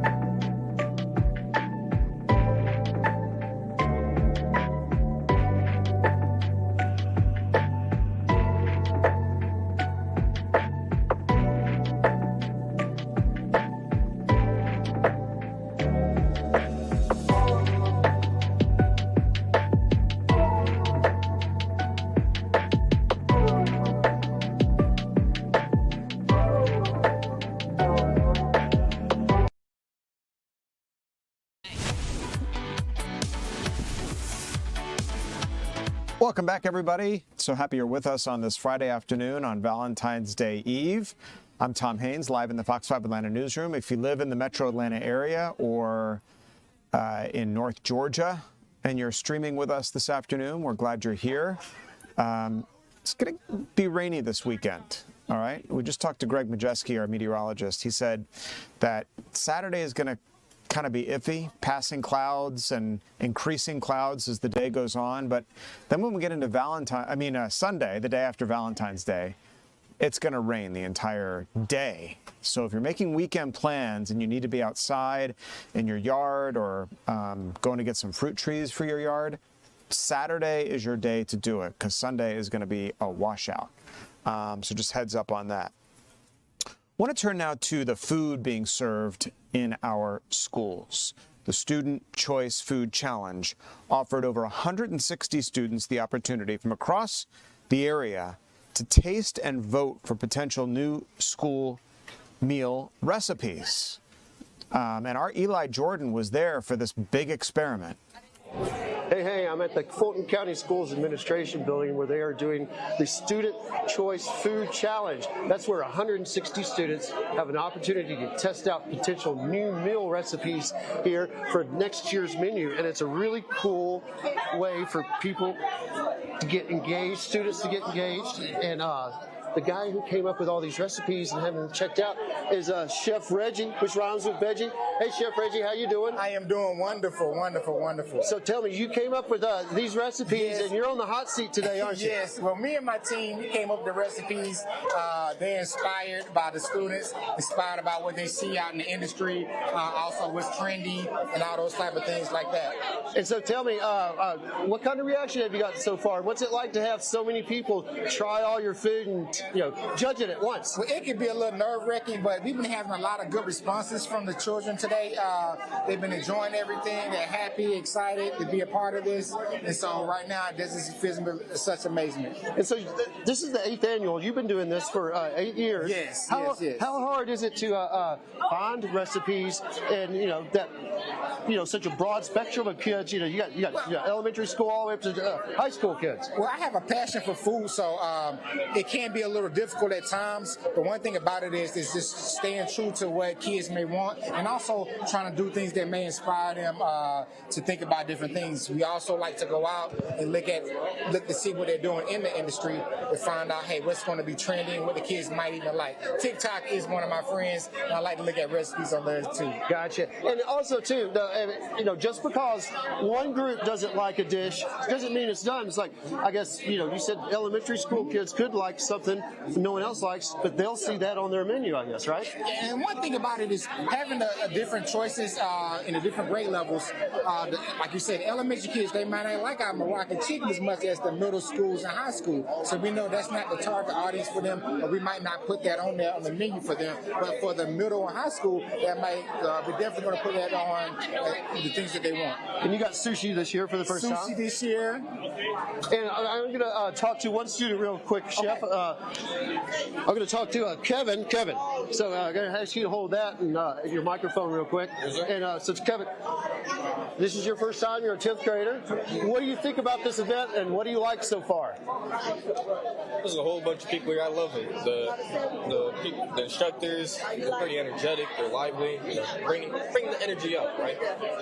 And so, what about the food? Tell me about the food. The food? Right, hold your mic just a little bit closer. Yeah. Sorry. I ate a bunch of food so far, and I love it. Everybody's positive. The food's great. I want to see them in my cafeteria lunch. Awesome. So, Chef, real quick, how do you like that review? I love that review. It's one of the best reviews I could ever get. Just having to want to eat the food in their cafeterias. That's very important because they eat in the cafeterias. I mean, they present themselves to learn even better, because if you have an empty belly, it's hard to learn. That's right. I could have said it better myself. Awesome. Well, Chef Reggie, which rhymes with veggie, thank you so much. And that's what's going on here at the Fulton County Schools headquarters. They are doing taste testing. They're going to see what's going to be on the menu next year with the help of the students of Fulton County Schools. Back to you guys. All right, pretty cool, Eli, and a great opportunity for those students to actually be part of the process to choose the food items that are going to be served at their schools. Pretty cool. Beats cardboard tasting rectangular pizza and tater tots. That's for sure. There's a chance we could have a problem with the funding of the Department of Homeland Security if a partial government shutdown happens this weekend. And who does that impact? Well, TSA workers who may go unpaid for yet a second time. Remember, they encountered that during the first government shutdown. If a deal isn't reached, the TSA is going to stop paying 63,000 workers. FEMA and the Coast Guard also are going to get cut off. The final chance to fund the Department of Homeland Security before tonight's deadline failed yesterday, blocked by Democrats who are holding out for changes in immigration enforcement. President Trump yesterday reiterating his concerns that some Democrat demands, including a ban on face masks for ICE agents, endangered law enforcement. So we're going to be watching the situation out of Washington to see if the Department of Homeland Security, that's the Secretary Kristi Noem, gets funded. I want to give you a quick look at the markets as we close this 3 p.m. streaming hour. Wall Street set to close the week here in just a couple of minutes. The Dow Jones Industrials managed to eke out a little bit of a gain, but not after that, 600-plus point loss yesterday. The indexes are pretty flat today after the previous AI-driven sell-off. All three benchmarks on course for weekly losses, with the NASDAQ Composite Index down the most. Thank you so much for joining us on this Friday afternoon. Happy Valentine's Day, everybody. I'm Tom Haines, live in the Fox 5 Atlanta newsroom. The news continues right here, right now.